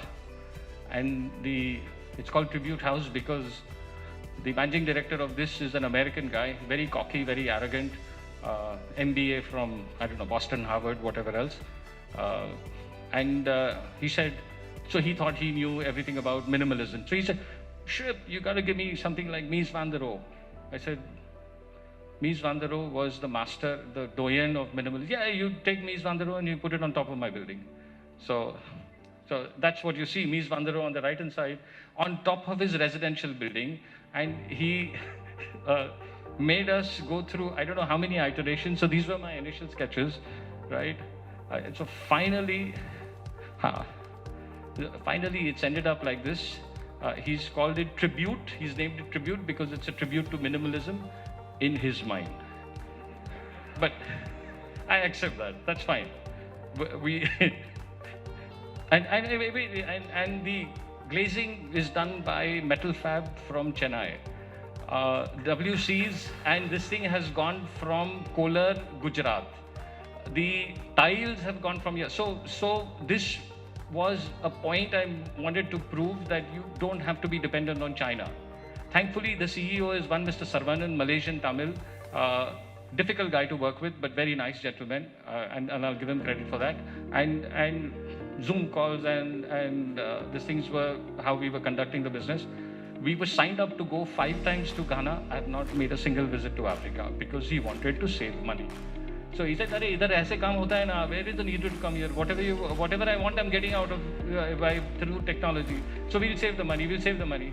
First project happened. Second project happened. Third project happened. Fourth project happened. COVID happened. Finish. That was it. And that just became the excuse. He found other things. And one more thing. He says, those people also became very smart. They said withholding tax, 20% withholding tax because you are getting design from India. You have the thing, why are you doing that? Why are you not supporting local architects? Fair point. When they ran the numbers, they could not, because this was all through legit transfers and NEFT transfers and stuff like that. The auditor came back with a bill saying you should be paying this to the government. They did the math and they said, no, this is not sustainable. So Somdev Nagesh were the structural engineers. Who did the Sumanam Engineering did the MEP. We were the architects. We were the interior designers. We were the master planners. And that's how. These two things happen. You know, we just take things in our stride. So public memory is very short. You are only as good as your last project. What you did 5 years back, no one cares a rat's ass. Sorry for my French, but that's how it is. What you did last year is relevant. What you did the year before is relevant. Beyond that, forget about it. This is in Crumpet. This is the Golden Jubilee building for SDNB Vaishnav College for Women. 8,000 women scholars, and this was their gift, the trustees' gift to the students and for the next generation. This was a design which was chosen by the 85-year-old chairman. I call it the Darth Vader's helmet. Because I was surprised. We gave, from all the designs, he chose this and he said, "Arey, kuch futuristic karo yaar." And like, okay, that's interesting to know. So that's how this has been built. It's got a north-facing window overlooking the track and field. So the students have a connection with the ground and they have a connection with the sky. We've tried and kept everything naturally ventilated. So only the PhD computer lab is the one with the AC. The rest of it is all through open windows, slit windows, and trying to maximize and harness wind breezes and corridors. This is a sketch which we started doing for a corporate towers in Trichy, of all the places. First time in my life I went and I understood Trichy is actually Tiruchirappalli. And Trichy's railway code is TRY. And how? Because our client Aman TRY proudly wears the name as Aman TRY. They make steel, by the way. So Somasundaram sir came and he said, "Shripal." So we were introduced to him through our Lakshmi Aircon, through our HVAC channel partners. And he says, they want to come and meet you. So I went there. The very first meeting, I had my tracing paper roll, and those people had never seen a tracing paper roll. And he said, you're the guy. Because if you're carrying a tracing paper roll, means you know how to roll up your sleeves, you know how to draw, you know what you can do. And that's how the whole journey started. We finished the office, we finished the office interiors. Then he said, I have a 70-acre land parcel which I bought through a distress sale from SEBI, which was Sahara, Subroto Roy's. After he got the land, wonder of wonders, surprise, government says there is a bypass, flyover, everything coming there. The land got bisected in north and zone, 2 parcels. So imagine getting a pizza and then you have to cut the pizza and you have to share one half and the other half with people that you don't like. That is exactly what happened. So the south zone is what we started master planning. We planned an entertainment zone with amphitheaters, etc. And for the last 6 months, the patta transfer has not happened and the project is stuck. That's life. Okay, this is the pain of discipline is better than the pain of regret. If you have to wake up at 6 a.m., do that. If you've got to sleep at 1 a.m., do that. Because if you don't do it, the next morning you're going to regret. And time flies. It does not wait for anyone. This is how we started Temple Green, 135 acres. This was the project that brought me to India, that brought me to Chennai. And these were the photographs that we saw when we were at the site for the very first time. Paddy fields, nothing else. Sketches, understanding the terrain, understanding the topography, understanding nature, understanding for the first time in my life, what is a Baikal? Wait, Baikal, water channel. Why is it there? It is there. Can we do? No, you can't do. Can we move it? No, you can't. Can we do embankment? Maybe. When does it work? 1 day, 2 days in a year when there is heavy rainfall. So this is how it is. There was nothing, there was no argument. You can't touch it, you can't change it, you can't reorganize it. And that line that you see there, that blue line on the extreme right sketch, that became the design factor for the entire project. So as we start with large-scale projects, carpet bombing, density studies, take the requirement and plaster it all over the site, all over the entire campus, and color code it so you know what is what. First option, we ended up making 3 options. We divided our office into 3 teams and we said, Team 1, Team 2, Team 3, no one talks to each other. You all are completely on your own and you come up with a design so that each design is unique, each philosophy is entirely independent. This is what we ended up doing with. This was a few years back. So it's got low rise, high rise. We had a tough time doing the MLCP, multi-level car park. But we learned from Estancia that doing a car park with a basement was 850 rupees a square feet, which was a drain to the developer, whereas an MLCP was costing 500 per square feet and they were getting paid because it was covered car park. And this is a very, very important factor in all your calculations, that if you don't get your accounts right, you don't get your numbers right, the project fails. Because this is actually the profit. This is where the developer sinks or flies. As simple as that. So these were the designs.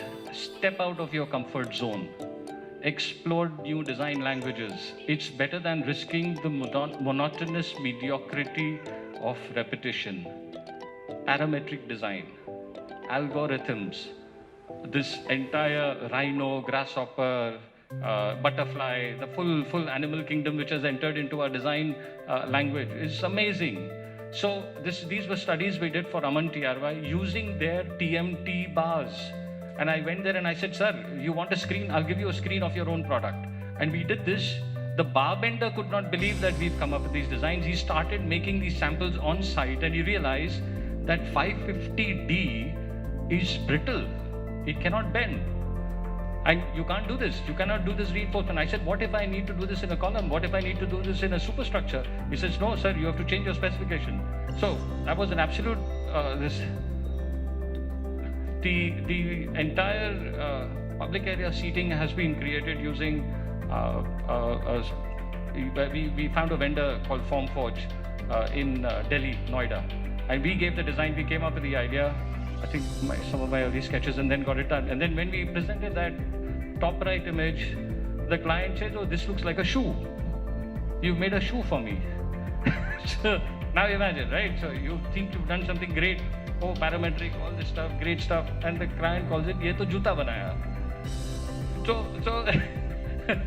we said, okay, we'll change the shoe. We'll reduce the shoe so that it doesn't become a shoe. And I actually ended up going to, and this is what we achieved on site. So the image on the extreme right, and now it's become a selfie point. Everyone who walks into his office sits there and takes a photo, irrespective of whether they're sitting there for 2 minutes or 20 minutes. So, and then he said, okay, why don't you do something like that in my ceiling? So, crater ceiling, because it looks like an inverted crater, and that's the which was actually inspired from the iron ore which you get to make steel. So he took me, I went at next to 1,000 degrees heat when you know, you've seen Wonder Woman, that movie with Gal Gadot. You see that whip that comes out that she did? When you make steel, that is what comes out of that furnace. It is flaming, it is at 1,000 degrees, and it is so malleable. And then it gets cooled under a shower, under a bed, which lasts for like, I don't know, 300 meters. And that's how it becomes a TMT bar, and then it gets cut. So go deep within. Answers will come when there is silence. Whatever you do, whichever spiritual or introspective direction that you follow, whichever faith you follow, very, very important, because we are subjected to visual noise, we are subjected to audible noise, we are subjected to constant emotional turmoil from clients, from vendors, from these things, from non-performing these things. You need to give yourself a break, and this is going to help you. Don't burn bridges unless you're planning to relocate to the south side of the moon. We live in a very small fraternity, and you just cannot afford to show the middle finger to people and say, okay, I'm out of here. Bad move, really bad move. So whether you like it or not, you have to lump it in. Whether you like it or not, you've got to deal with people. Whether you like it or not, you've got to be patient. And don't stop dreaming, because that's the only thing that's going to change your reality. So this is how I end my small little presentation. Sorry, it was about 60 slides, but I've tried to capture, I think, 2 decades of, and I understand now there are some question and answers that, so please fire away. More than happy. Here would be having a lot of questions, yes? Absolutely. And so let me invite Mr. Anirudh, the co-founder of J+A Design Studio, who's over a decade of business experience from various offices. His extensive experience has enabled him to work on a wide range of projects. He has worked on projects in Singapore, Delhi, Chennai, demonstrating his willingness to explore different design approaches. So once again, everyone, with a round of applause, let's welcome Mr. Anirudh. And together with our guest speaker, Mr. Shripal Munshi, we are going to have an interactive Q&A session, and I request Mr. Anirudh to kindly take it over. So I have 2 pieces of paper, right? And these are not my questions. These are the questions which you people have asked, and some are quite controversial, but yet I've decided to ask for it. So, sir, I'll ask you a very, very basic question, sir, which nobody wants to ask or nobody wants to talk about. What is an effective method for calculating design fee based on a project requirement and complexity? Okay, so the first thing that you need to do is estimate how much of, so there are two ways of doing calculating design fees. If it's a small project, then per square feet doesn't work. Now, 6 years back, so just by the way, SVA is Shripal and Venkat. Venkat is Venkat sir from Nataj and Venkat. So both of us started the firm together, and then I think 5 or 6 years back, Venkat sir said, Shripal, you run with it. Anyways, you're doing it. I want to exit the partnership, and I'm more than happy that you keep the name. So when we were together, we were at CP Ramaswamy Road, some of you may know, right at the basement of Oxford Center, which got flooded in 2015, which is why we got out of that. So we had prepared, and some of the leading practices in Chennai had prepared a compilation of rates, because, you know, this was something that we used to constantly encounter, people and developers and clients paying one fee to one architect and another fee to another architect. So we said, no, this nonsense has to stop. So we got together, Venkat sir got together, and we made one spreadsheet, and it ended up with, and so everyone was there. KSM is there, Pramod Balakrishnan, Edifice, the full works. I'll find it. I'm sure it's still relevant, and it's there in my server somewhere. And what we agreed was banding the square foot and proposing a fee that matches that. So if it's a house, then you calculate your fees based on the amount of time you're going to spend on it, because it won't work. I know that there are firms in Cochin or Kerala which charge 800 to 1200 rupees a square feet. I don't want to take names, but they are getting, because there are people who think that that's the value they are adding, which is great, you know, more power to them. And then there are clients who will say, oh, I won't pay you 60 rupees. Why are you even asking 60 rupees per square feet? Because it's just a house. So the answer to that is, you calculate the amount of time you're going to spend.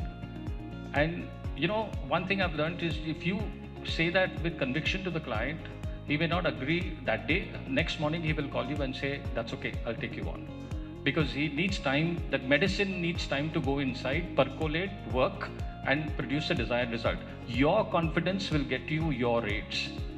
But if you are deela about it, then he'll say, okay, then he's going to go on to the next guy, or he's going to go on to the guy that he knows. So your fees, there is no formula, there is no magic bullet. If it's a, so what we, you know, we've done houses for 9 lakhs, which are 5,000 square feet, design fees, and we've got fees of 35 lakhs. We've done Skydeck apartments, Boat Club Road, just straight down Amanana. That was our first, very, very interesting. The late Dr. Ashok Sundararaman, he was the client. He inherited the property from his wife's inheritance, and he said, Shripal, I think it was 3 grounds or 4 grounds. We gave him a fee of, I think, almost 37 lakhs. First, he jumped. We were at the Taj, at the Prego, at the Italian restaurant, and he stopped eating. He stopped eating when I told him the fee. He thought, then I explained to him, I said, Doc, when you go for a surgery, when a patient comes to you, do you bargain? You don't, no? So then why are you bargaining with me? So he said, oh, you've become very smart. You've become very smart. So I said, you know, and I said it very nicely and very politely. The point is, you don't score, you're not trying to do a one-upmanship. It's not an ego contest. It's convincing him that, look, your own profession, you can't have double standards. No, if someone says, if someone's coming for bariatric surgery, you're charging him 1 lakh or 2 lakhs or whatever it is. Is anyone asking you? No. Then why are you questioning? I'm giving you a house, man. I'm giving you something for your generation, for your daughter and for your son. Then why? What is wrong? Because if you don't give me, I'm not going to be happy. And then I will take a kickback from here. I will take this. I will do this. I will do all that monkey business. Don't force me to do that. So I'm telling you, this is my value. This is this thing. I'm asking you on your face. I have the guts and I have the conviction to ask you. So you want the quality? You know the recommendation I've come with. You see the track record.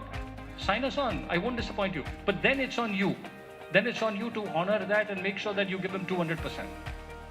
So it's accept the challenge, but then carry it through.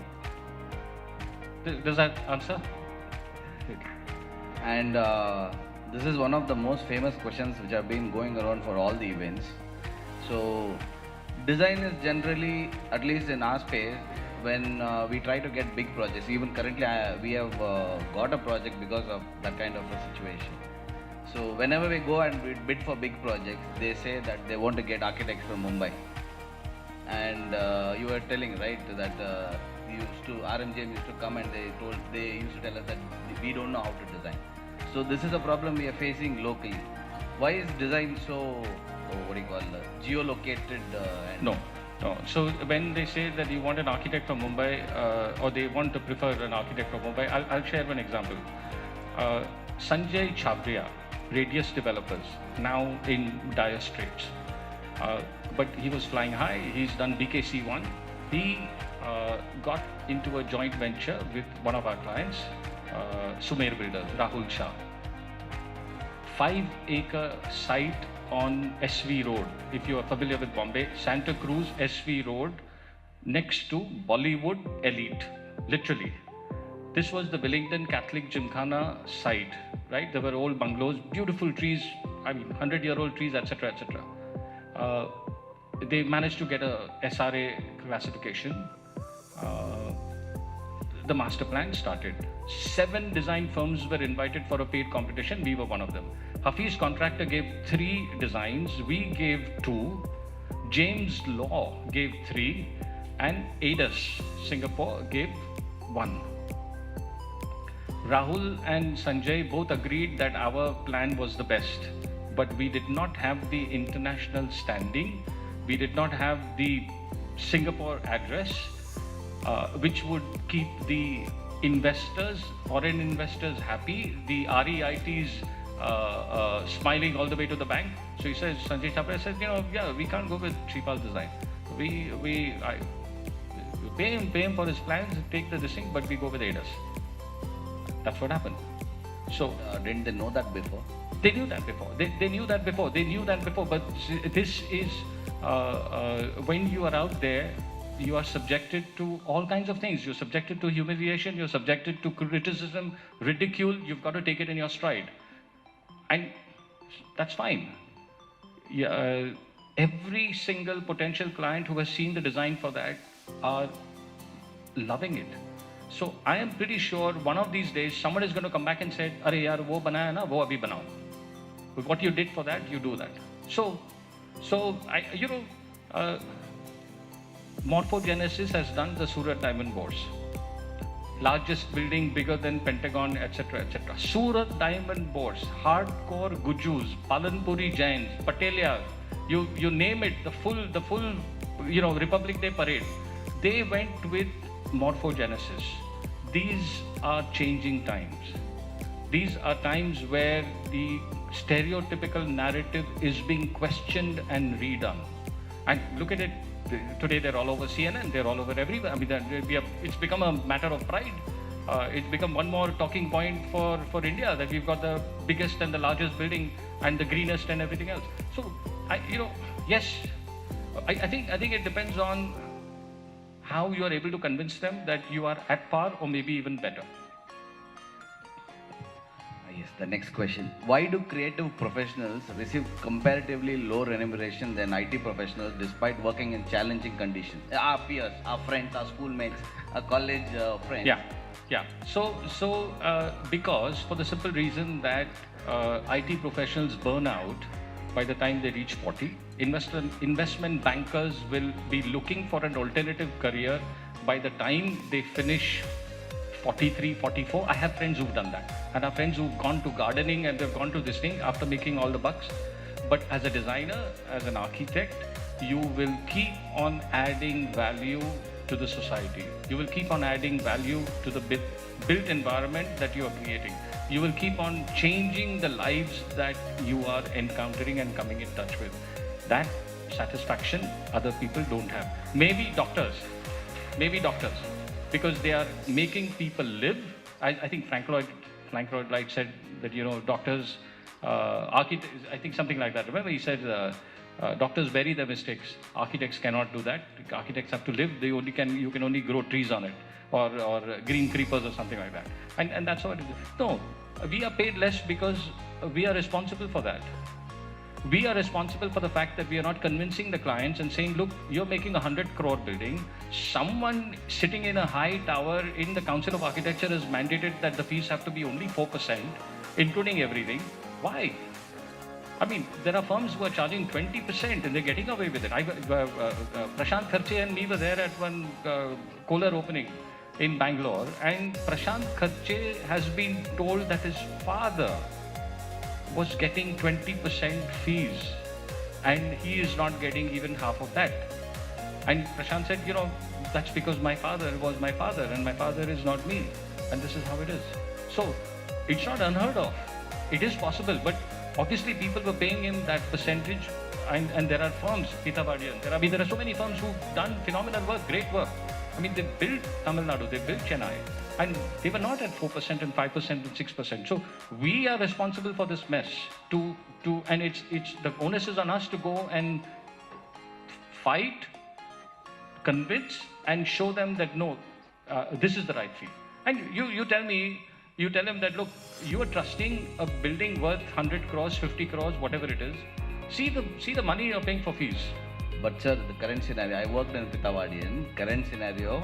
So when we were actually bidding for a project, there was a mail going on. So we were actually negotiating between 1.7 and 1.8%.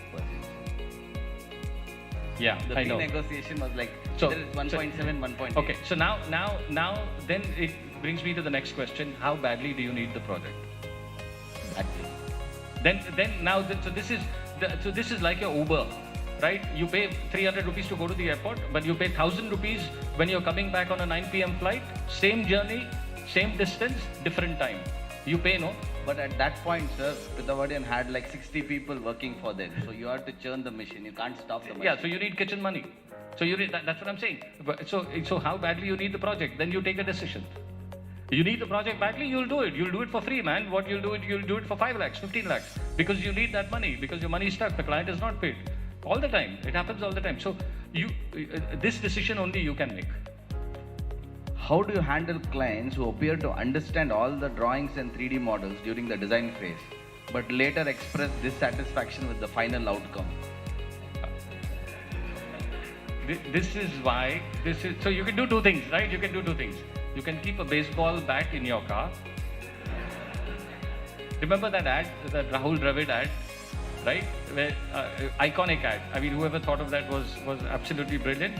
Or you can sit and meditate and just let it pass. Because as recent as a week and a half ago, a client of ours sent a message saying, I don't think I've got my money's worth for the first 10% that I've paid you. And it was a very hurtful mail. It was a very hurtful thing. And I said, you know what, Hari, I'll come back to you. I will exactly show you what we've done. Maybe you've not liked it, maybe your wife has not liked it, but that's a different story. But you can't be holding a finger and saying that, no, I've not got my money's worth. So this happens. It's part and parcel of the game. So there's a question, sir. There is always two kinds of offices. One is a very design-oriented office, and one is a very process-oriented office. Okay. So in what category do you fall? So very good question. What I learned from the Brits was how to, I used to be a ISO 9001 auditor, and for our projects. So my fellow colleagues used to hate me because I used to find all the mistakes, and I used to find all the oversights and everything that was missed in various correspondence, design, protocol, checking, cross-checking. Process will help you cover your backside. Process will save you from litigation. Process will help you from that one mail which will come from the client, and trust me, it will come saying, oh, you never documented this, I never promised this fee, this was not agreed. And if you followed process, you'll slap it back on his face and say, this is what was agreed at 1600 hours on so-and-so date in so-and-so year. And that will save your life. It has saved mine, it has saved my office, it has saved it. And it's no rocket science. Please document, please save all your mails, please save all the folders. It's initially not painful, but it makes that extra effort. But trust me, you will, the day your server crashes, the day there is a problem, and the other thing which I learned from the Brits was what I watch in all these American movies, the FEMA, whenever there is a earthquake, have backups. Spend 25,000 rupees, get a hard drive, cloud, whatever you want to do, but every single file, every single project has to have a plan B. If you have no plan B, then you are in trouble. Gone. Every single project. So you will have to invest in that. Because one day there will be a short circuit, one day there will be a flood, one day there will be something that goes wrong, and you will have to come back up on your feet in 24 hours. And if you've not planned for that, you're in trouble. So it's non-negotiable. It is a necessity. It will keep on making digital storage. I have terabytes and terabytes of hard drives, everything else, but I don't have a choice because that's my responsibility as running an office. That's the responsibility that, and you know what? Clients have come back to us because they know we follow that. And they've lost data. They've lost, arey, wo cyclone tha, wo cyclone mein gaya, typhoon happened, this happened, that happened. We've lost all the files. Shipal, I know, but you have it, so can you please share it? I'll say, abhi paisa nikal. Abhi paisa nikal. Because where, yeah, I've done that, and I've taken money. I've said, so then you have to quote it very nicely. You have to say that, look, it was given here, somewhere it was there, we've stored it here. To get it out of this, I have to pay money. Nothing. You have to do nothing. It is there sitting in all this thing. But you get money out of them. So you have to be smart. You have to come up with this because your brains has made you fireproof. That costs money. Someone's got to pay. So now pay. This is my question, sir. We make multiple options. Should we reuse our design? Very good question. I don't think there's anything wrong in reusing, provided it's relevant and provided it's not used. So you're not doing a cut and paste job. You're not taking a shortcut. But someone didn't like it. Like that house which has crossed 1.6 million views, we did 35 options. 35 fully resolved, rendered options before we finalized on this. And even when we were at site, we changed things. Each of those 35 options is 35 projects. If I'm going to use it somewhere else, I don't have a problem. The client doesn't have a problem, so that's fine. There's no problem. But this is where you use your own presence of mind on where it can. So it's fine. It's no problem. But you can't do it in a place. But clients tell us to do Pinterest options. They love to get copied products sometimes. Yeah. So you won't believe, we have a client from Vijayawada. He came and said, sir, you give me exactly the same house. I said, sir, I can't give you the same house. I will not give you the same house. I will give you something better. And conversation stopped. He says, okay, you'll give us something better. We are happy. Husband, wife went back. Game on. Because he's come with something and you've given him something much better. So you've exceeded his expectations. What is he going to do? He's not going to be angry at you. He's going to go happy, smiling, have a good meal. I think we can ask some more questions from the audience. You can ask. I've asked very baseline questions, so you can ask anything. Yeah, feel free. I mean, I'm more than happy to share just all these never-ending, amusing experiences that we go through in our profession. Good evening, sir. Scott. Travel, different cities. So basically, we see like when I travel to Bangalore, when I see projects there, so I see a lot of landscaping happening there in the projects, whether it's an apartment, whether it's a commercial space or whatever space it may be. And when I come back to Chennai, I see nothing happening in case of landscaping. And now when the Bangalore, Karnataka developers have started moving into Chennai and Tamil Nadu, so there we see a lot of landscaping happening across the property. But the developers who are from Chennai, we don't see it. Why? What's the reason? Is that the space utilization? They wanted to cover their space, or how's it? What's the question? Why are the Chennai, like the developers in Chennai, why are they spending that space for the landscaping, which give the liveliness to that space? To answer this question, you need Appaswamy here, you need Basham here, you need Subba Reddy sir from Seabros, and then you need Casagran. And you get these 4 people on one stage, guaranteed you'll get the most amazing answers.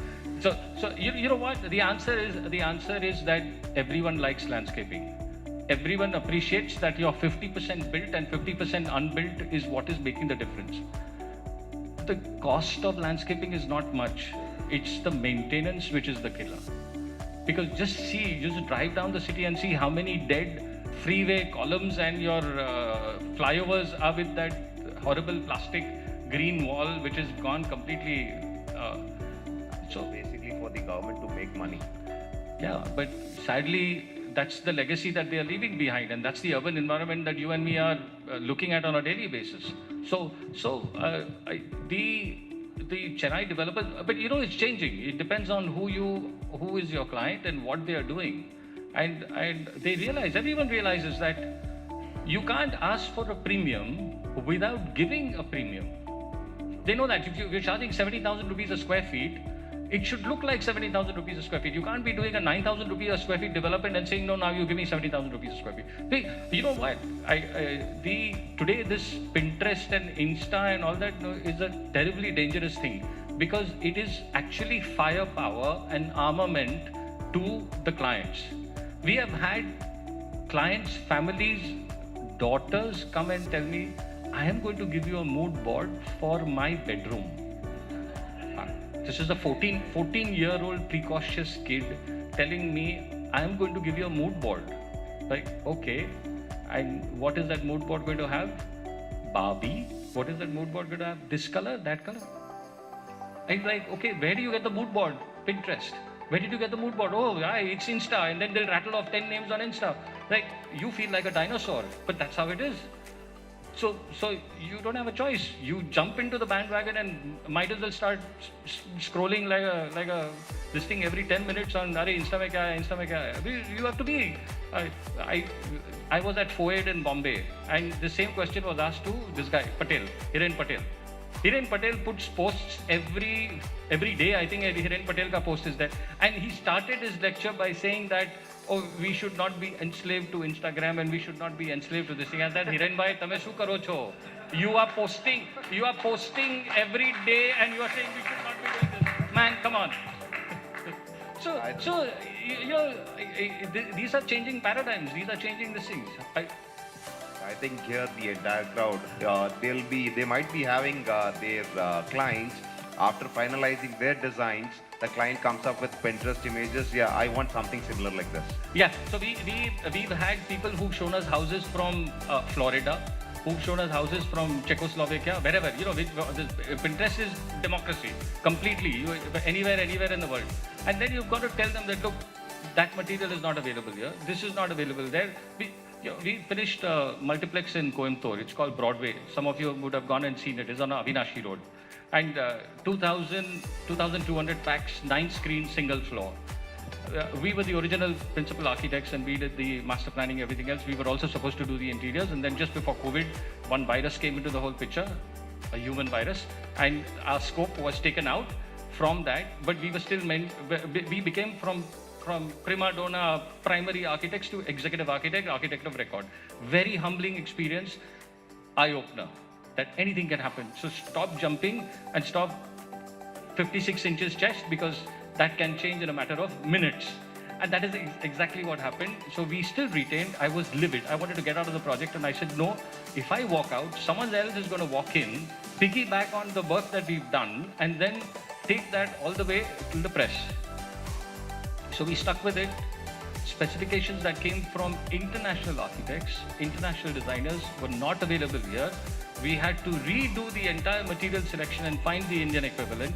And then finally it's being built with mixed results. I would leave that to you whenever you go there. But the sound system is phenomenal. The Epic is, please go and see. I mean, if you've gone and if Oppenheimer is still running there, please go and watch Oppenheimer there. So we've got an IMAX, we've got an Epic, we've got VIP, and then we've got 170 and 230 seaters.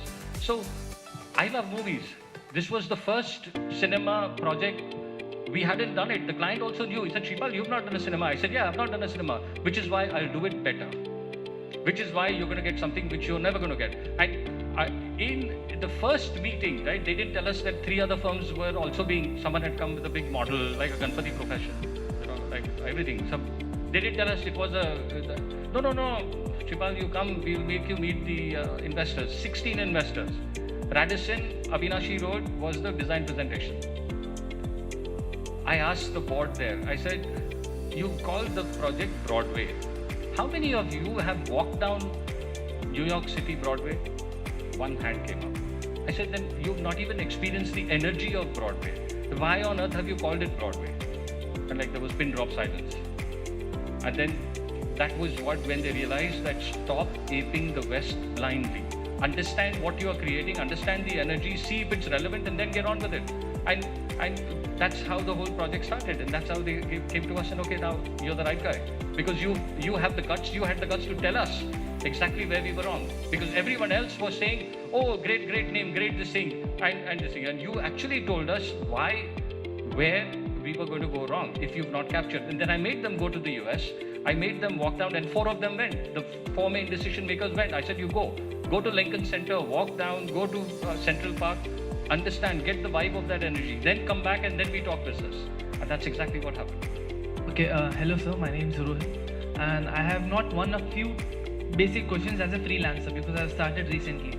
So I had a project going on, I'll not name it, one of my projects, in that where at a certain point of time I'm at that stage which I feel I should say the client that can we just stop the selection and everything, because the client goes 10 places, not 10, 12 to 13 places, meet 12 to different designs. After the whole, the design is completed, final renders, everything is done. He's then visited few 10 to 12 different homes and meet different people. So then again he is coming to me and he's like, Rohit, मैंने इस यहाँ पे ये देखा, क्या ऐसे कर सकते हैं, यहाँ हो सकता है, नहीं हो सकता, and he's asking all of that. So I think this is very much I'm facing nowadays. Not only me, like few would relate with me.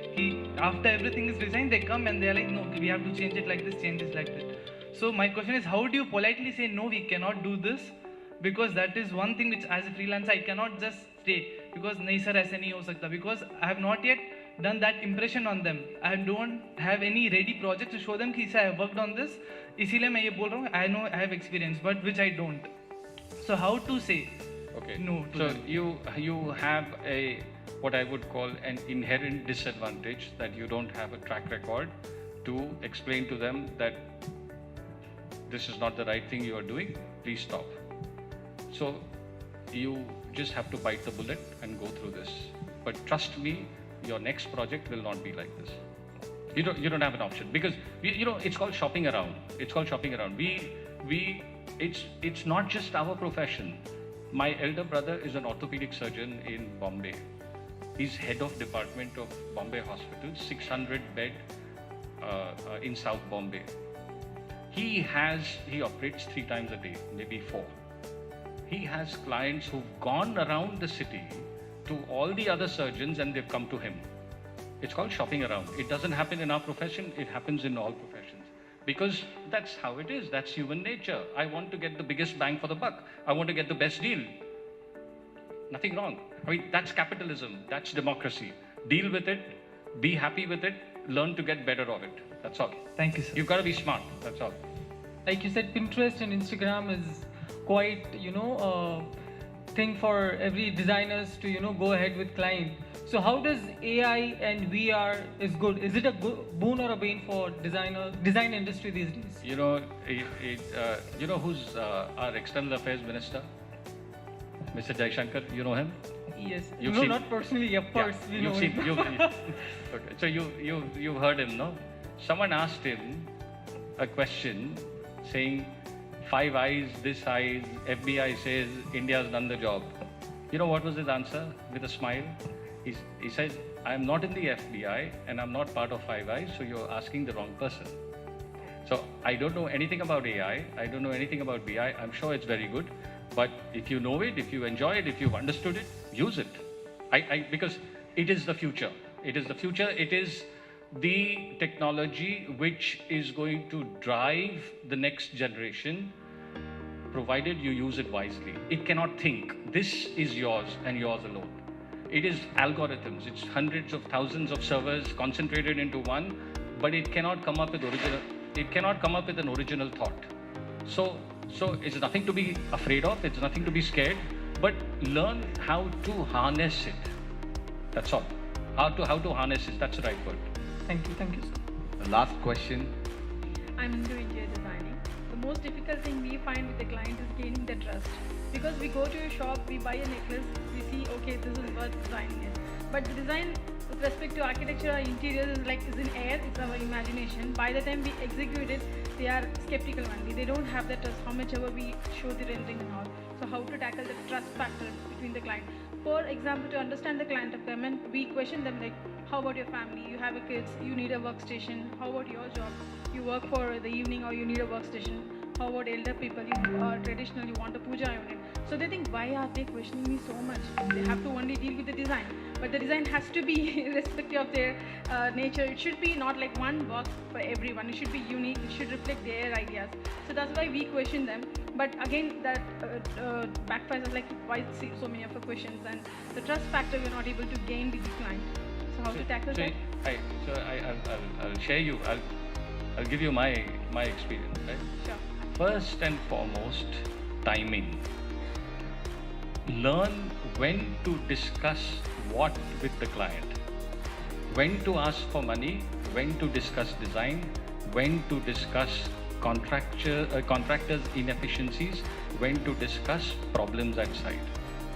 Timing, very, very important. If you get the timing wrong, then you are in deep trouble. So to answer your question, when I have to ask payment, that is the time I use strategy, because if I just send a mail saying 29th of the month, I need the payment tomorrow, finish 29th of next month also, you're not going to get a check. So you have to build up.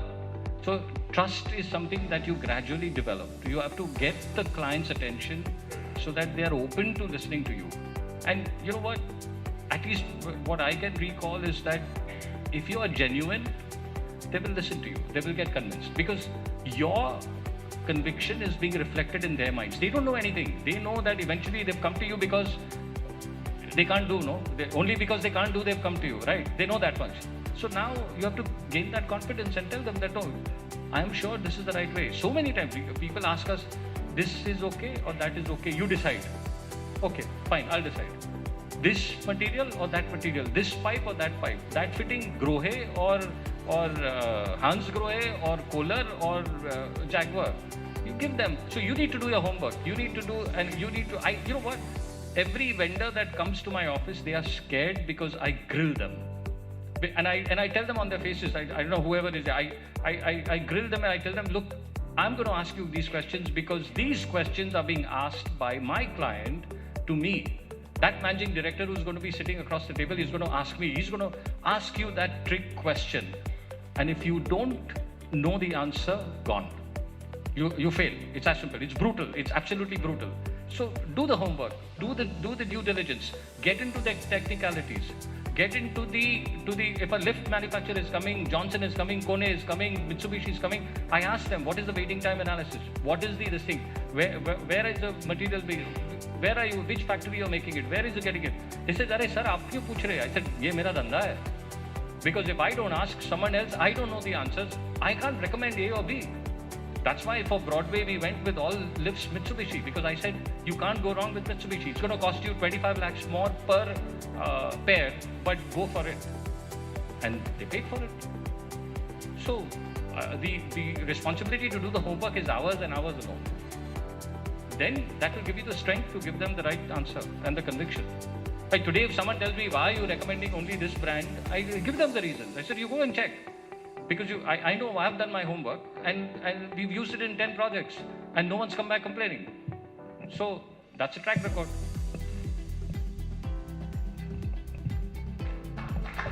Thank you.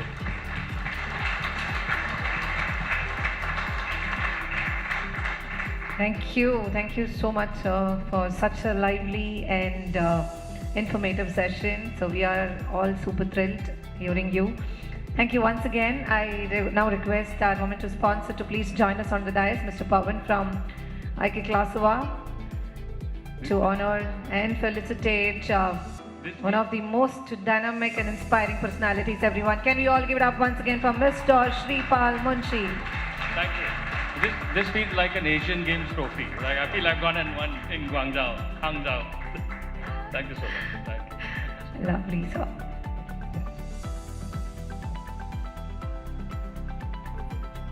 And can we have a round of applause for his smile, everyone? Ever smiling? We absolutely loved every bit of it. Well, everyone, moving on, we would like to introduce our special sponsors. First and foremost, Mr. Vicky Jain from Sakim Hardwares, our special sponsor Founded in the year 2015, Satyam Hardware is one of the well-distinguished companies in the market. The headquarters of a corporation is located in Chennai, and they've carved a niche among the most trusted name in the business, engaged in trading, retailing, wholesaling of CP bathroom fittings, bathroom accessories, stainless steel wardrobe, designer nameplate, and many more.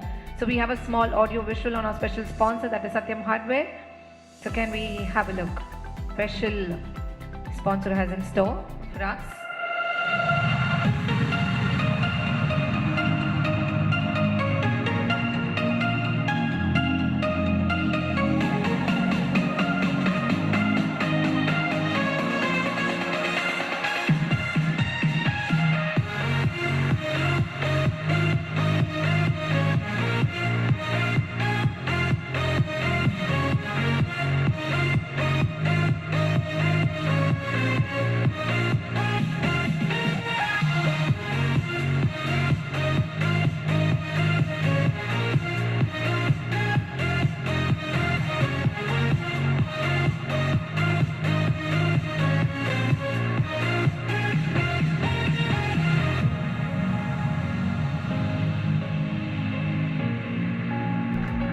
Thank you. So can we have Mr. Vicky Jain to please join us on the dais from Satyam Hardware, and I would also request Mr. Pawan from IK Classifier to please join us.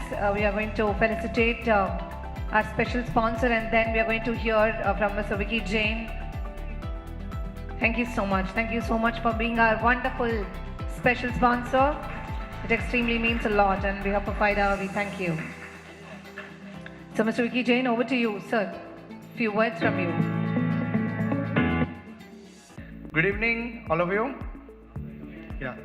Hi, I am Vicky Jain from Satyam Hardware. We are one-stop solution for all your furniture fittings.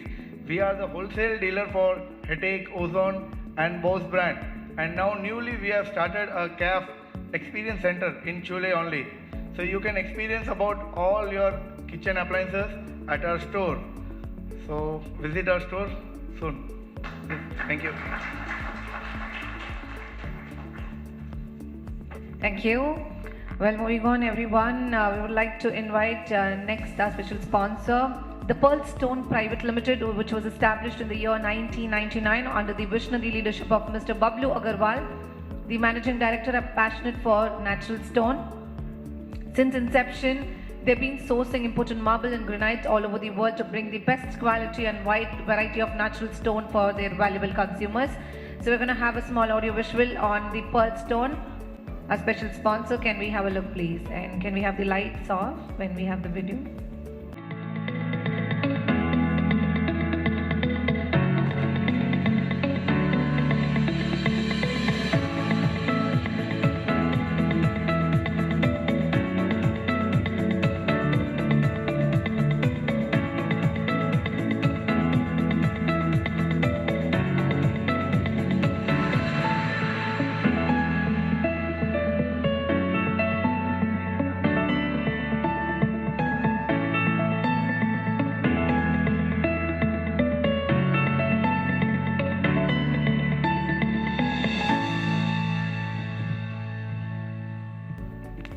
Major reasons for the company to have attained strongest domain and long-lasting business relationship with many of the major architects and clients across India. Congratulations, sir. So a few words from you. Good evening, ladies and gentlemen. I, Rajiv, on behalf of Pearl Stone, here to say a few words about my company, which was established in year 1999. Hence, we are serving for more than 2 decades in this natural stone industry. We deal in various kinds of Italian, Indian marbles, granites, limestone, sandstone and other natural stones. We even deal in vitrified tiles for floor and wall in various sizes. We have 3 stockyards in Madaram, which is spread in 50,000 square feet each. We are the only company in Chennai who are having granite processing unit in Gumdipundi, imported marble processing unit in Sri City Tada, which is spread in 4 acres each. We are working with leading architects, interiors, contractors, builders in Chennai and across South India. It's my sincere and humble request to all the architects, interiors and designers present here to have a visit at our stockyard and processing units and give us a chance to serve in their projects. I thank AIDA and its committee members for giving us the opportunity to be a part of this event. I end my speech with that trust and faith that all architects, interiors present here will give us a chance to serve in their projects. Thank you, Jai Hind. Thank you. So now, ladies and gentlemen, join me in welcoming our special sponsor. Yash Home Decors is a company that specializes in providing high quality and stylishing home furnishing products such as curtains, blinds, mattress, and wall panels. The company was established in 2013 and has been serving customers in Pycroft's Road near the Express Avenue, Roypeta. Yash Home Decor aims to create a comfortable and beautiful living space for its client by offering a wide range of products that suit different tastes and budgets. Yash Home Decor is one-stop solution for all your home furnishing needs. So join me in welcoming Mr. Yash Khante to please join us on the dais. And our momentous sponsor to please join us, Mr. Pawan.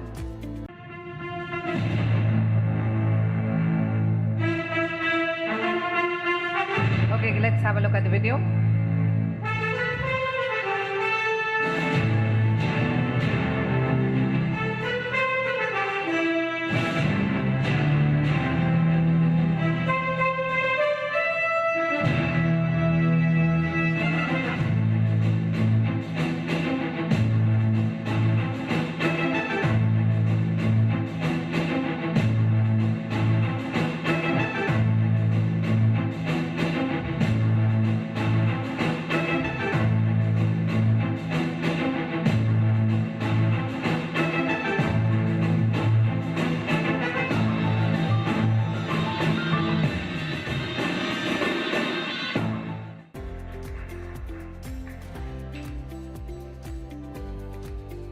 Alright everyone, once again can we give it up for Mr. Yash Khante and the team from Yash Home Decors for being our wonderful special sponsor. It indeed means a lot for us. Once again, we are extremely thankful and grateful for all your support. Thank you. And everyone, moving on, next I would like to welcome our LED sponsor, Mr. Kuldeep Bora from Aero Veneer.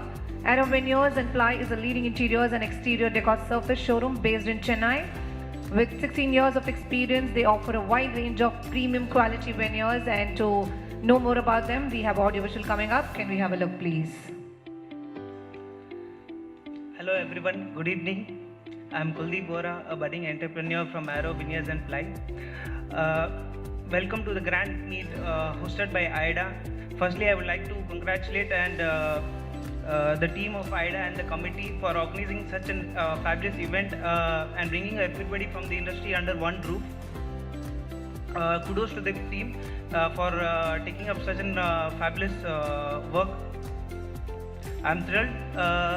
This evening was very thrilled with a lot of experience shared by Shipal sir and Satish sir. It was a great learning experience. Basically, at Aero Veneers and Ply, we understand the importance of providing you with the finest material to bring your vision to life. Our showroom displays a wide range of high quality veneers, laminates, decoratives from classic to innovative design concepts. Moreover, we don't want to be just any other supplier, rather we want to be your partner in your creative journey. We are dedicated to support you in every step of your project.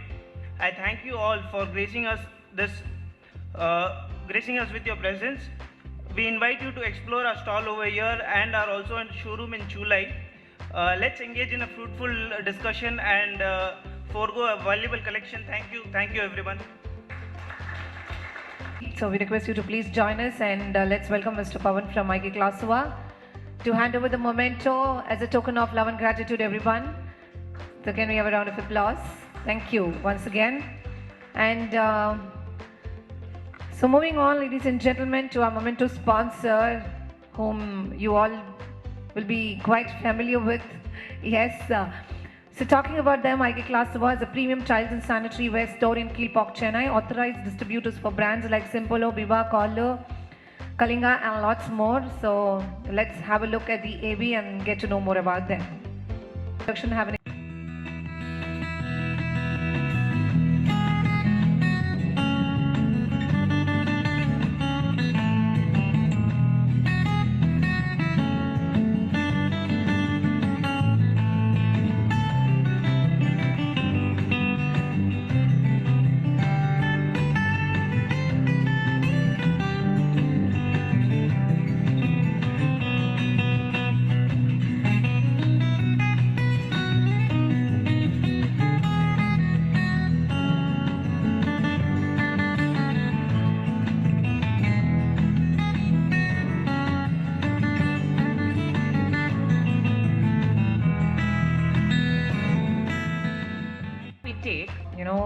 on the go. So can we all keep our spirits a little more higher and then we ahead for the dinner.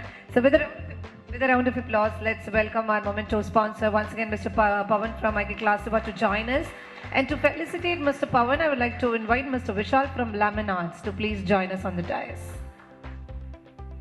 Okay, a small memento for the Memento sponsor himself. So deserves a huge round of applause. Thank you. Thank you so much for being our exceptional Memento sponsor. It means a lot. All right, everyone, last but not the least, we would like to thank our special sponsor, Mr. Rahul Chopra from Blue Monkey Productions. The founder and CEO of the Blue Monkey Production have an experience of 200 plus projects and who's worked as an assistant director in South film industry for almost 6 years. So join me in welcoming. Before that, let's have a look at the audio visual and then we'll request Mr. Rahul Chopra to join us on the dais. Ladies and gentlemen, good evening. My name is Poonam Kumbar Chopra and I'm here on behalf of Blue Monkey Production, a premier interior photography company owned by Rahul Chopra. In today's digital age, having high quality images for social media is crucial, especially for architects and interior designers. Your work deserves to be showcased, and that is where we come in. Our team at Blue Monkey Production ensures that every photograph we take tells a unique story, highlighting the intricate details, the thoughtful designs, and the overall ambience of each space. But we just don't stop at photographs. We understand the power of video in today's content-driven world. That's why we create engaging videos for platforms like Instagram and YouTube Shorts. Blue Monkey Production has the privilege of working with prestigious clients like Abstract Design, Ashwa 24, The Plank, Design Passion, Ashley Spa, Divine Creation, and many more. And speaking of events, we are currently covering this very gathering today. So if you see any of our boys with cameras, don't hesitate to strike a pose with them. Do visit our stall and get exciting offers on booking your slot today. Thank you for your time and we look forward to the opportunity to collaborate with you and bring your visions to life. Thank you.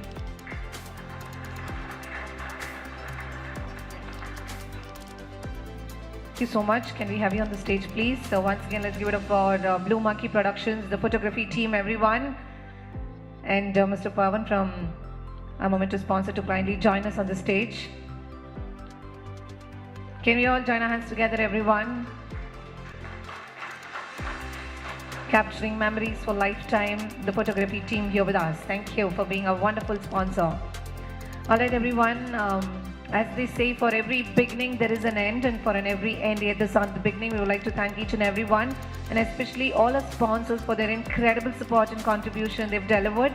And would also like to mention our standee sponsor, a small token of gratitude on behalf of AIDA, Mr. Mehul Patel representing Raka Living, Mr. Mayur Bapna from Royal Home Decors, Mr. Satish Ramdas from Box, Mr. Rajesh Pincha from SM Enterprises, and Mr. Sailesh from Spectrum Furnishing. And once again, I would like to thank all our sponsors, title sponsor, co-sponsor, special sponsor, and most importantly, our guest speakers for the day. Can we have a thunderous round of applause, ladies and gentlemen, for inspiring us and for motivating us and making this event even more lively and special for us. Thank you. Thank you for your wonderful presence, sir.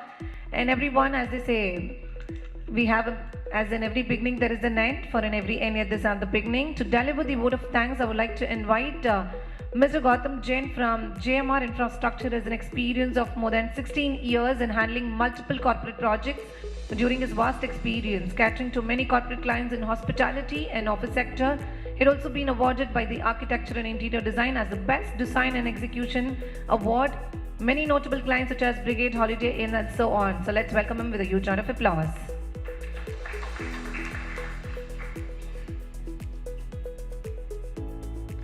Good evening, everyone.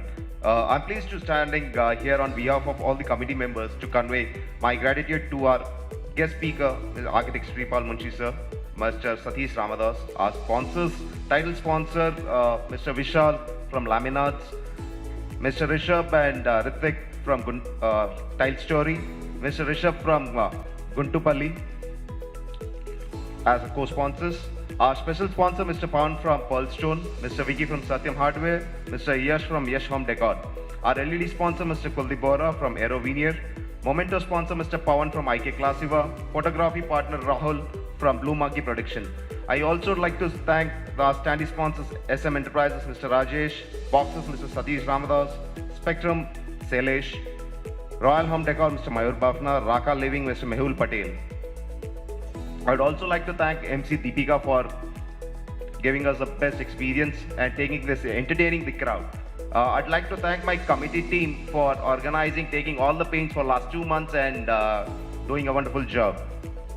And at last, to each and every one of you for making your presence and making this event a grand success. Thank you. All right, everyone. So it's time for us to, here we have the wrap up of today's event. I hope you all had a great time, yes? And while I sign off, I just want to end up with 3 lines. As they say, coming together is just a beginning. Working together is progress, but growing together is success. And indeed, it's a mantra of growing together has brought us here today. So once again, we would like to thank each and everyone for taking your time out of your busy schedules and gracing your glorious presence on this momentous occasion. So once again, thank you all. And we have a written gift for all of you. So please do not forget to receive the written gifts from all our sponsors. So we want all of you to kindly join us on the stage. We'll quickly have a nice group picture. And how many of you are eagerly waiting to have pictures with our committee and our guest speakers? Hands up? Yeah. Right. So can we have a group picture together, and then we will move on to our personalized pictures. So until I see you all again, this is MC Deepika Jain signing off. Bye-bye. Thank you. Yeah. Okay, everyone, a thumbs up. Woo. Make some noise, yeah. Architects and designers, please show your energies. You're always drained, that shows here, absolutely.